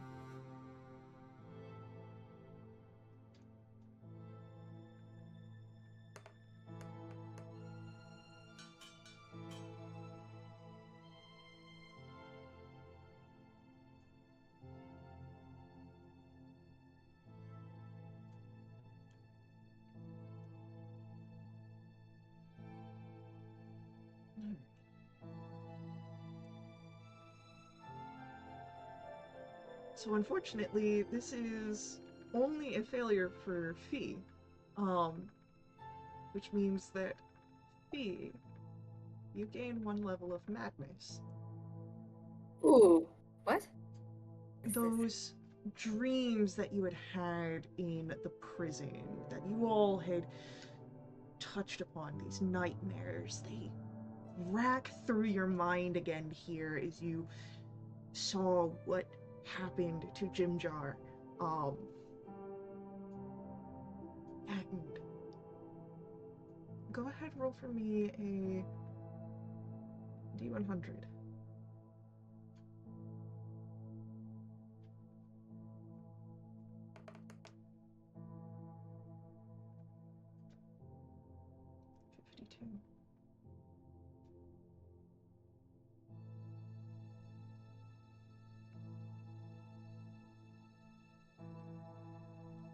I'm going to send this to you, actually. I'm a little sneaky here. Sneaky? We don't have to be sneaky. No, we do. We like sneaky. Sneaky's fun. For who?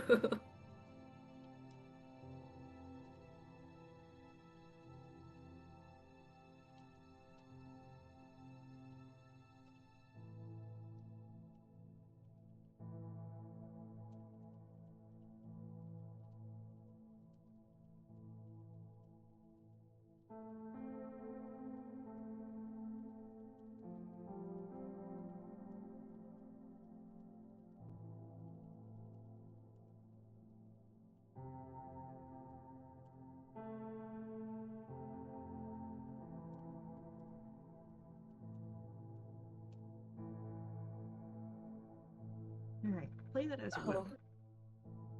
Oh.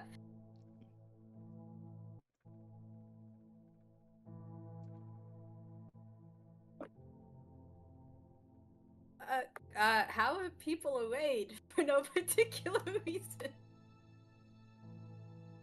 Well, Topsy and Are Turvy we going are with the map?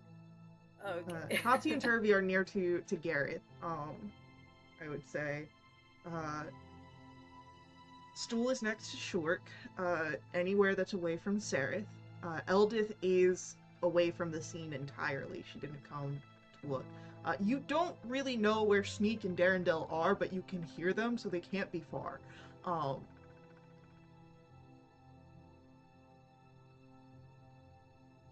Right. Okay. I think Fee's gonna quickly turn around and like gripping her like short sword like very, very tightly, like the white knuckles, and she's just kind of gonna try and walk as quickly as possible away from everybody. Okay. Not going like not knowing exactly where she's going, but hoping or kind of trying to not have anyone in her path. Would you be going back towards the camp? Oh, but yeah, probably because I'm imagining I'm like at the entrance of this cave, so I probably that's the quickest way to get out.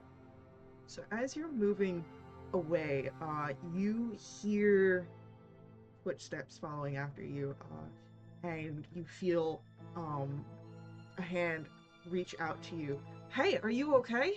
I'm stabbing whoever that is. Give me an attack roll against Eldith. Awesome, good. Horrible. Well, 12. She's able to bring up her shield quick enough, but you can see her eyes are a little shocked. And I'd say it's about this time that the minute has passed. um, sorry. That was weird. No, I wasn't okay. I'm not okay still. I don't know. Where were you? I was just there, and you can see like on the other side of the boulder, that sort of that hides the body and everything over there. Yeah, I was just waiting things out. It seemed crowded over there. Yeah. We got murders and dead gnomes and things. Yeah, I've Yeah. overheard. Why don't you take a quick walk? You know, Yeah, cool down. I think I'll do that. And you feel her watching you as you sort of do that. Oh. Yeah, like punch, kind of still gripping the sword, but not as aggressively. Kind of. Yeah.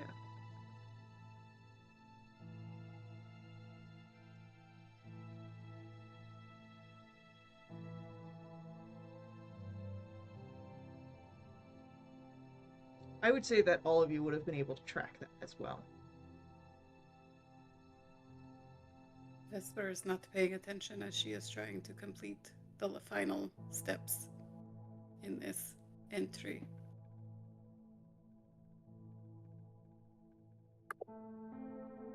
Shork definitely clocked it. So whoa.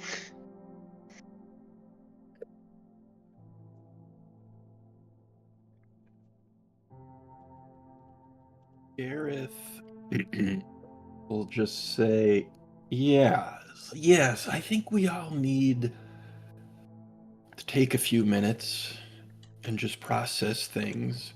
But he'll also kind of to Bruce. Hi, Layden. What's up? And I'd say, Like a whisper. I think we should try to make sure people are calming down, but I do think we should watch Topsy and Turvy closely. Don't make it seem like we're guarding them, but I can, if we alternate days, I can like give up my sleep just to keep watch over them overnights. hopefully we can get what we need and get to the bottom of this before too long. Yeah, I don't like the ideas of someone ripping out my guts like that in the middle of the night. No, in fact, I'd like to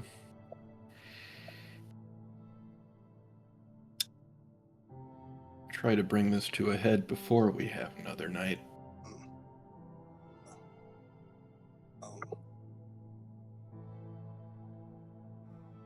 Not to mention Are you like every hour lost? Yeah, Our captors may be coming for us. Exactly. We don't have the luxury of time. I'm just hoping, give them a few minutes and maybe we can get something out of Topsy and Turvy and find out what we have to do. Well, I mean, if they are the ones who did it, are we going to take care of it? I don't know. I kind of like that eye looking at like, I can take care of it. Like, just like a very serious kind of. Mm-hmm.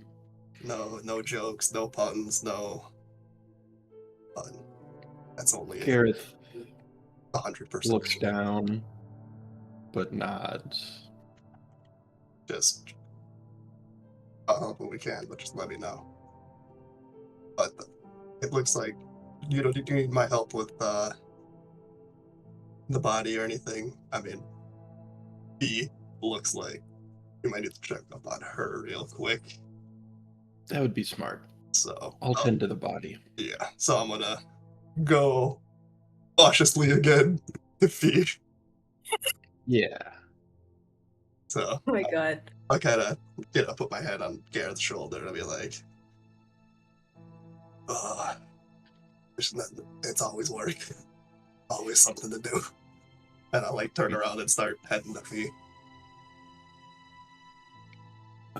Gareth will try to he's dealt with mangled bodies before. Not like this.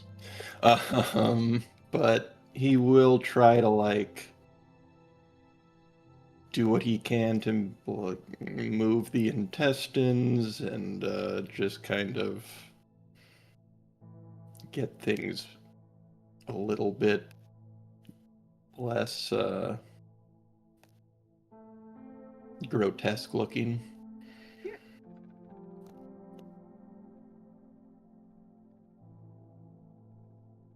So, while that's happening, why don't we, Vesper, why don't we see what you're doing? Yes, so Vesper has found a quiet spot, and she has opened her ledger. Caitlin misspoke in a previous session. She had only had 2 entries in here prior to this, so this is entry number 3. So her eyes briefly pass over the previous 2 entries before she sets to work writing down what is required of her, the subject, location, cause, any observations, and her signature. But Vesper, despite many, many years at the Scriptorium Mortalis and multiple mentors and tutors and instructors beating it into her head that she must maintain neutrality, she struggles to maintain true neutrality when she sees the end of a person's life. And so she has gotten in the habit of writing in the margins of her ledger it doesn't follow the same format as the official entry. And so anything she writes there does not get transmitted to the Raven Queen. And she writes down next to Jim Jar's entry, life is a gamble, and he knew that most of all, but he deserved a better final bet. And then she puts her writing utensil down, she sits her ledger down on the ground, open, and she kneels in front of it, and she clutches the symbol of the Raven Queen, and she speaks a short prayer. The transition is complete. Let the record be immortalized. And then the official entry glows briefly silver for a moment, and then fades to the actual ink color, and she knows that the entry has been sent. And she sits there for a moment in silence, reflecting on the scene before she closes her ledger and reaffixes it to her robes and heads back to camp.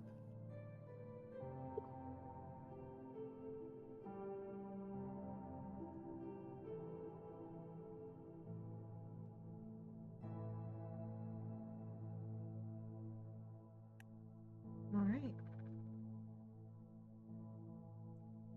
What about Shork? What is Shork doing? Short's a little taken aback at the severity of the scene. Um, he'd seen maybe a past body of some elders before he left home a time or two, but nothing along these lines. So he's certainly disturbed at the scene.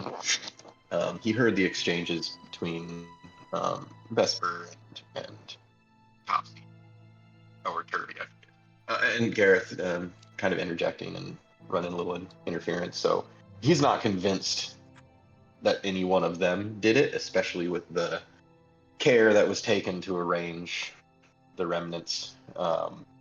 He doesn't know for sure, so he's a little taken aback and has absorbed things, but he's stayed mostly quiet.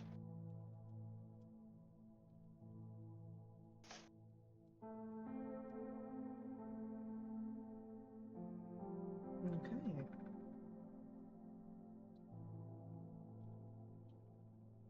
And remind me, Bruce was going after Fee. Did Bruce get up next to Fee yet? Eventually. I mean, he kind of, like, he's not in a rush, but he's just kind of trailing to wherever she kind of probably posted up, probably skulking in the corner of the campsite, I imagine, or something.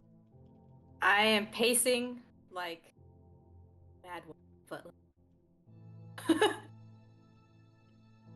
I'll just kind of stand a couple paces back and say, if I don't know if I'm allowed right now, if I have cigarettes or anything available, then would I be able to like light one up just to casually kind of Roll for me a d4. nice.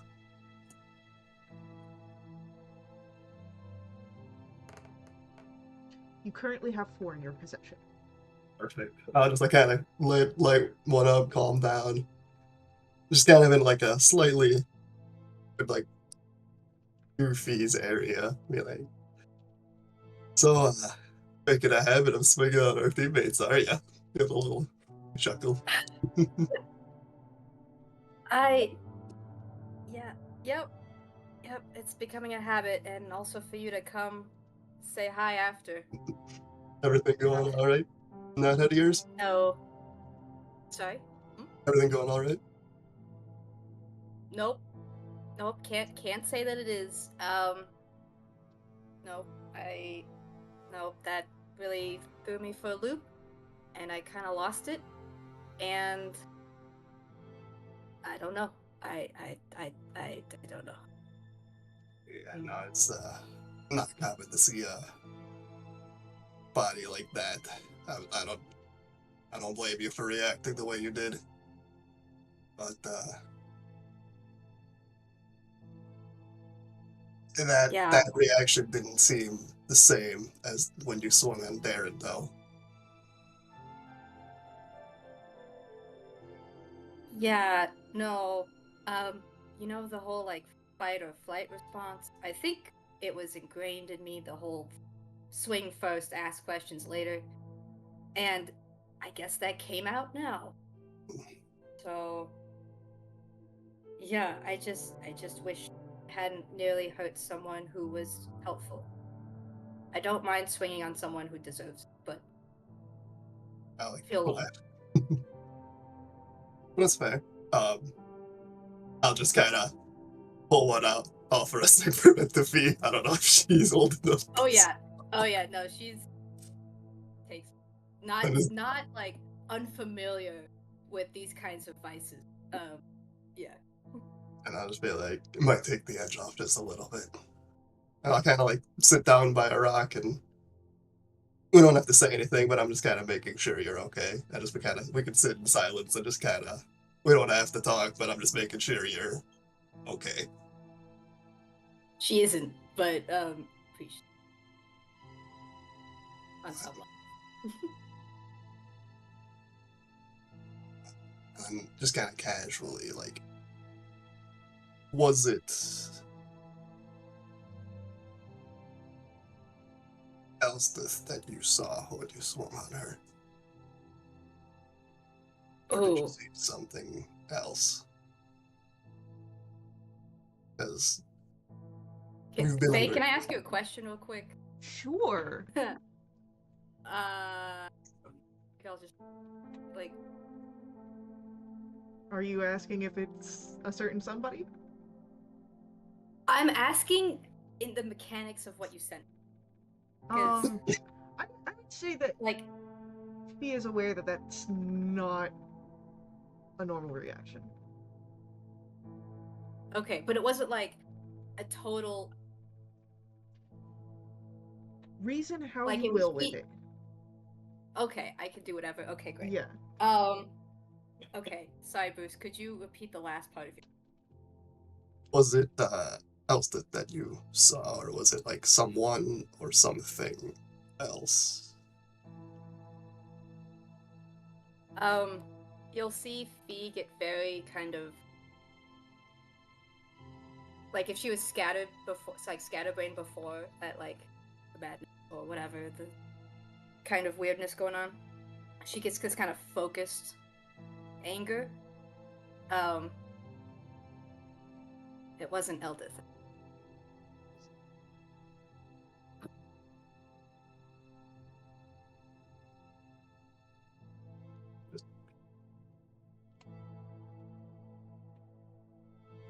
Uh, I guess, I mean, it seems like you're a little less shaken about it now, though, but you're still on edge, but not gonna start swinging on us anymore. Oh, not at the moment. I'll try and let you know if I have No, the itch to attack somebody. Alright, well, No I promise. mean, this cave, this darkness, I think it's messing with all of our heads slightly to some degree. But, and then I'll kind of just be silent, and again, just make sure you're okay, but then not have really anything else to say, pretty much. After a minute, Fee would kind of remember some of what she might have briefly overheard from Campfire. She goes, "Did you say something about vengeance? You were looking for someone?" Yeah. Just another long, and deep, just. Yes. One of the reasons Someone do something shitty? reacted so poorly to that. It's one thing when you get killed or fought and die, and to man in person. It's another way to find someone. Sneak attacked, assassinated, taken out. I've had someone, few people, very close, taken from me. And I didn't even get a chance to fight back. And I'm okay with dying, but I'm not okay with someone taking something when they don't have a chance. And you'll see like he's like flexing and super tense, kind of like sitting on a rock, or like he's like again not super, he's just like trying to like like just trying to like stay calm also, but seems like we're all dealing with something down here. But, Yeah. She'll kind of lean in and go, well, if you ever find that someone, I'll help you out. Whatever you need. I only ask that you do the same, not to repeat words that have already been said, but like... I'll just put my fist up, just kind of. It's almost like it's a classic line or something.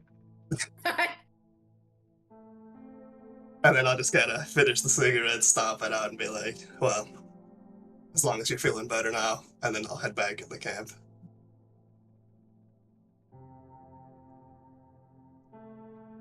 And I'll kind of report back, or I'll walk back to Gareth. I'm like, she seems better. It's something down here is not all right. Whatever, You're right. But you did the right thing. We're gonna need to get people ready to I mean, is it still like relatively early in the day? Yeah. This would have been happening like around breaking down camp after breakfast. Maybe during breakfast. We can't, yeah. I'll just say, like, we can't afford to stay here over long. Let's do our best to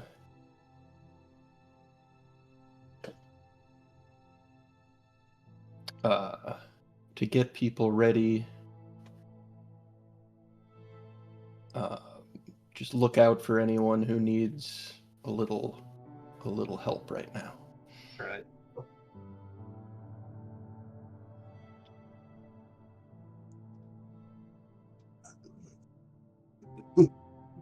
As you all set out after this, people checking in on each other, and you're making for your next leg of the journey. Anyone close enough to Stool feels the sort of telepathic connection, but it's mostly aimed towards Short, this question. As Stool asks, should I be afraid?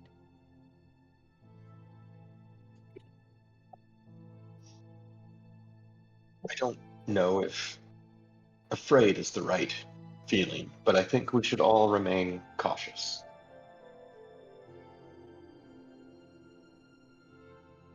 And I'm still afraid of Sari.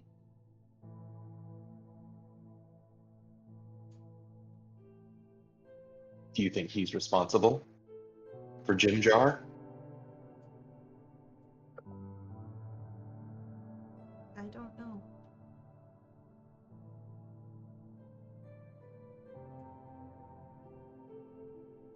Well, let's stay close to our companions. Extra eyes will help keep everyone safe. I wish I was home.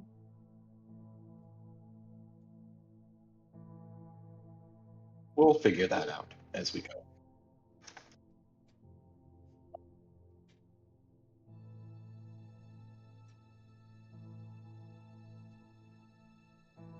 So, what is our travel mostly? We're going to be covering a few days here, so you can assume that you slow down or speed up as necessary, but overall, are we maintaining a medium pace, fast pace, slow pace?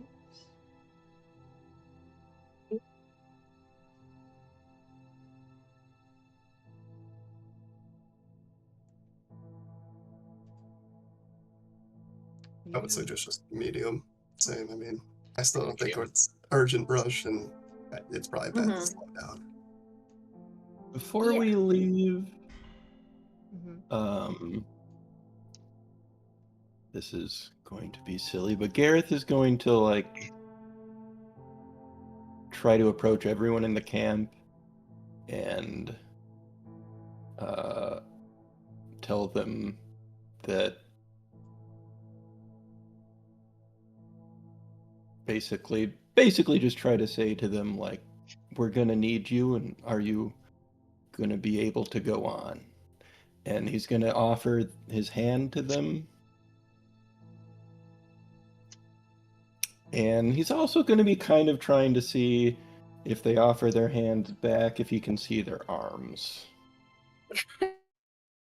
Sneaky, sneaky. Sure. Yeah.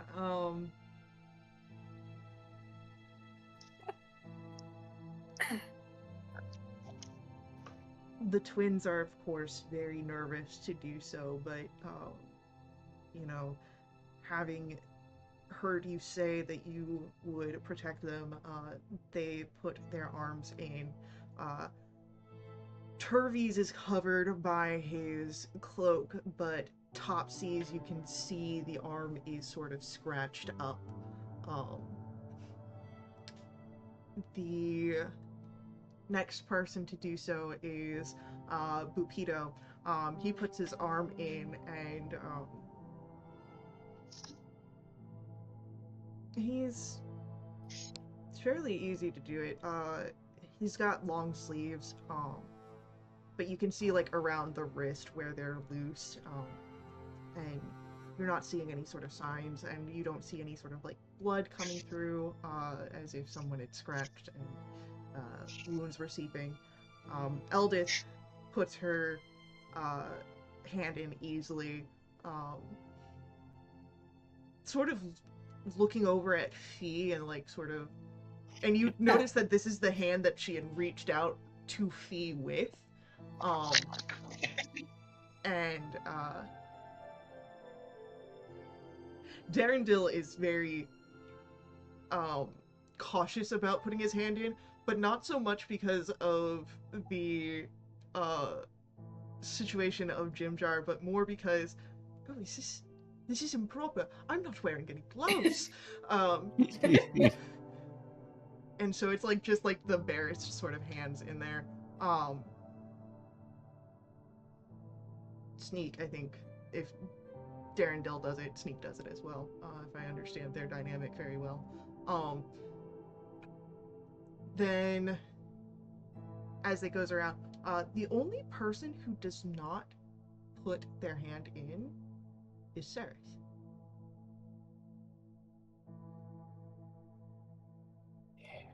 Out of the NPCs, it's up to PCs who all puts their hands in. When Fee will put her hand in Gareth's if he comes up to her, but you'll notice a slight cut, exactly like it hadn't like scabbed over on her like forearm, and it's weird because you don't remember her getting hit there. Anyway.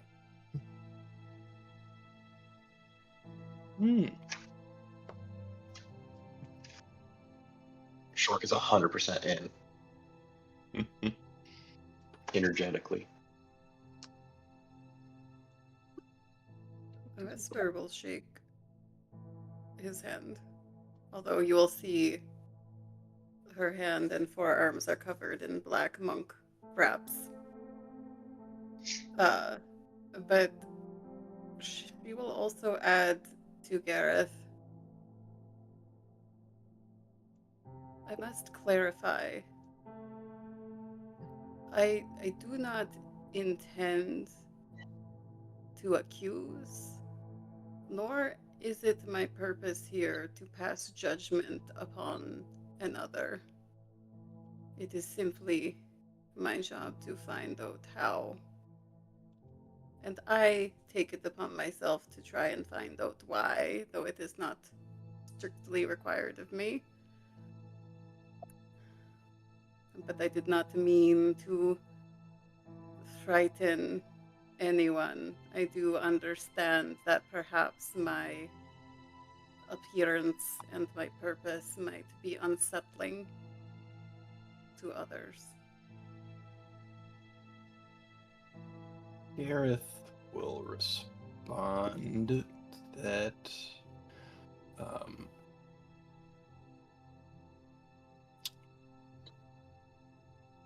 of course, I want to say that I'm glad someone was here who could intercede on Jimjar's behalf. It's a horrible thing, but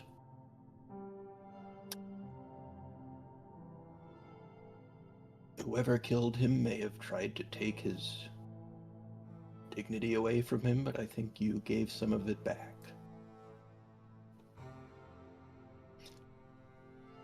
As did you.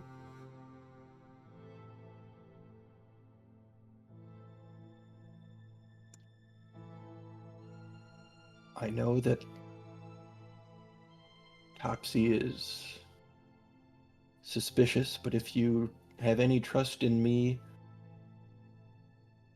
I don't think it was her.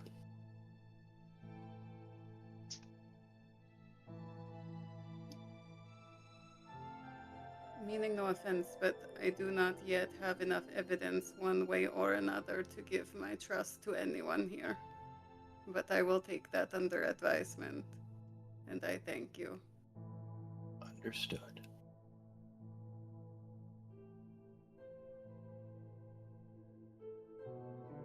We rewind just slightly to Shork and Gareth's interaction. Sure. Wonder if this is what I was thinking about. What is Gareth's passive perception? Yeah. 15. Wonderful.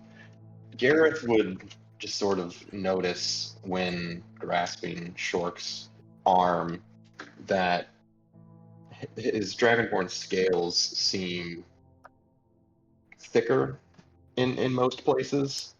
Before they had kind of been not a little more thin. There might have been some gaps here and there, but they definitely seem thicker and hardier than what Gareth may have remembered, and probably not a lot of physical contact between the two, but it's a noticeable visual change that Gareth would clock.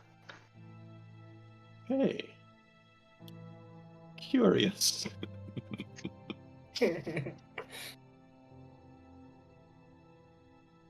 That's all.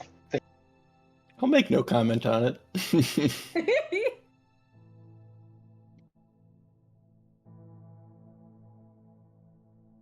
All right. Well then. 5 more days of travel through the Underdark before the next interesting thing happens. Meaning that you are 8 days into your journey. I got a random question, if I Yes. could. 100%. During that time, I do certain of my spells require just like flowers. Yeah. And I have Druidcraft, which lets me make bloom, but would I need the seeds, or if I could find seeds, maybe? If not, totally cool. I'm just thinking. We're gonna make this a fate roll. And we're gonna be looking for evens. You get 1 even, it won't be the best, but it'll be something. 2 evens, it'll be better. If you can double up on your evens, it is your best. Okay. So 2d6s, please. Okay.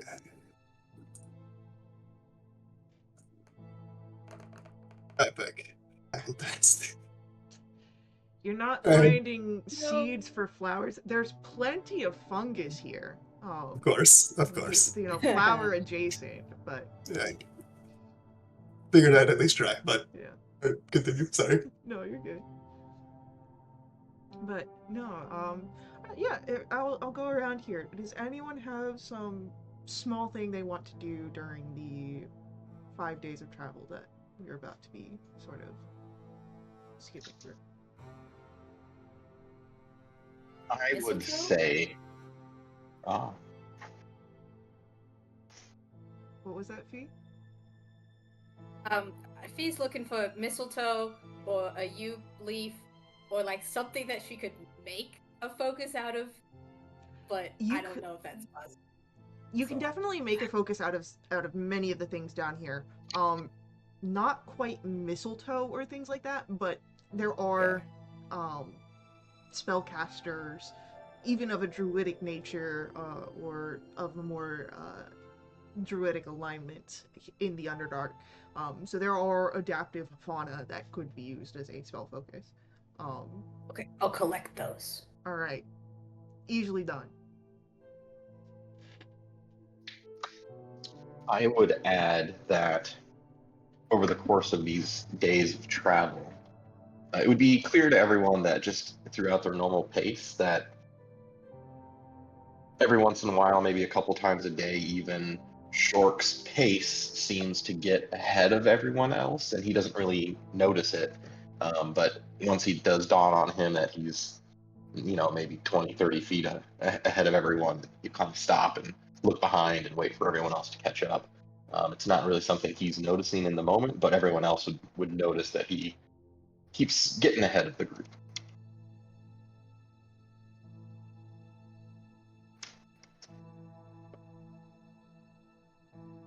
His ailment or his symptoms do seem to continue, but he's not having a problem keeping pace and even gets ahead of the group pretty consistently. You just refresh my memory of what your symptoms were. Deep inset cough through the lungs, definitely respiratory issues.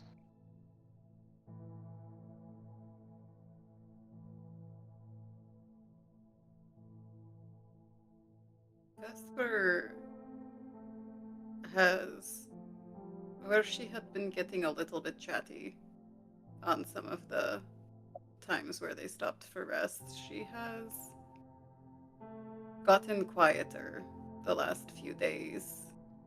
And she seems to stay on the fringes of the group, and she's just been watching, observing those that she travels with.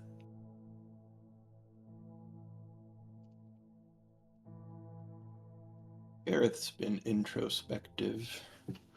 Occasionally he walks around and like nods at people, but he's not really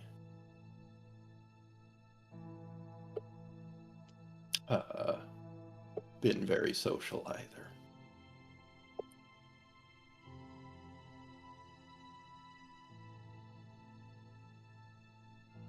But keeping an eye on Topsy and Turvy.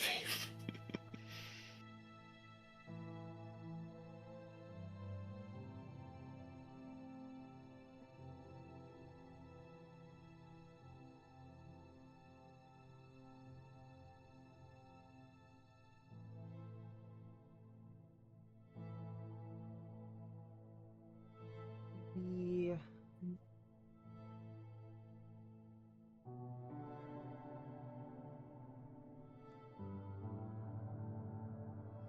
we have completed 8 days of travel, and when we are coming to this final moment of this session, we will pick up with actual day 9 in our next one. But Gareth, you feel a tug on you, and you see it's not Topsy there, but her brother Turvy, who doesn't really talk. And when he does, for this first time, I can feel it. It's coming. and that's where this session is going to end. What?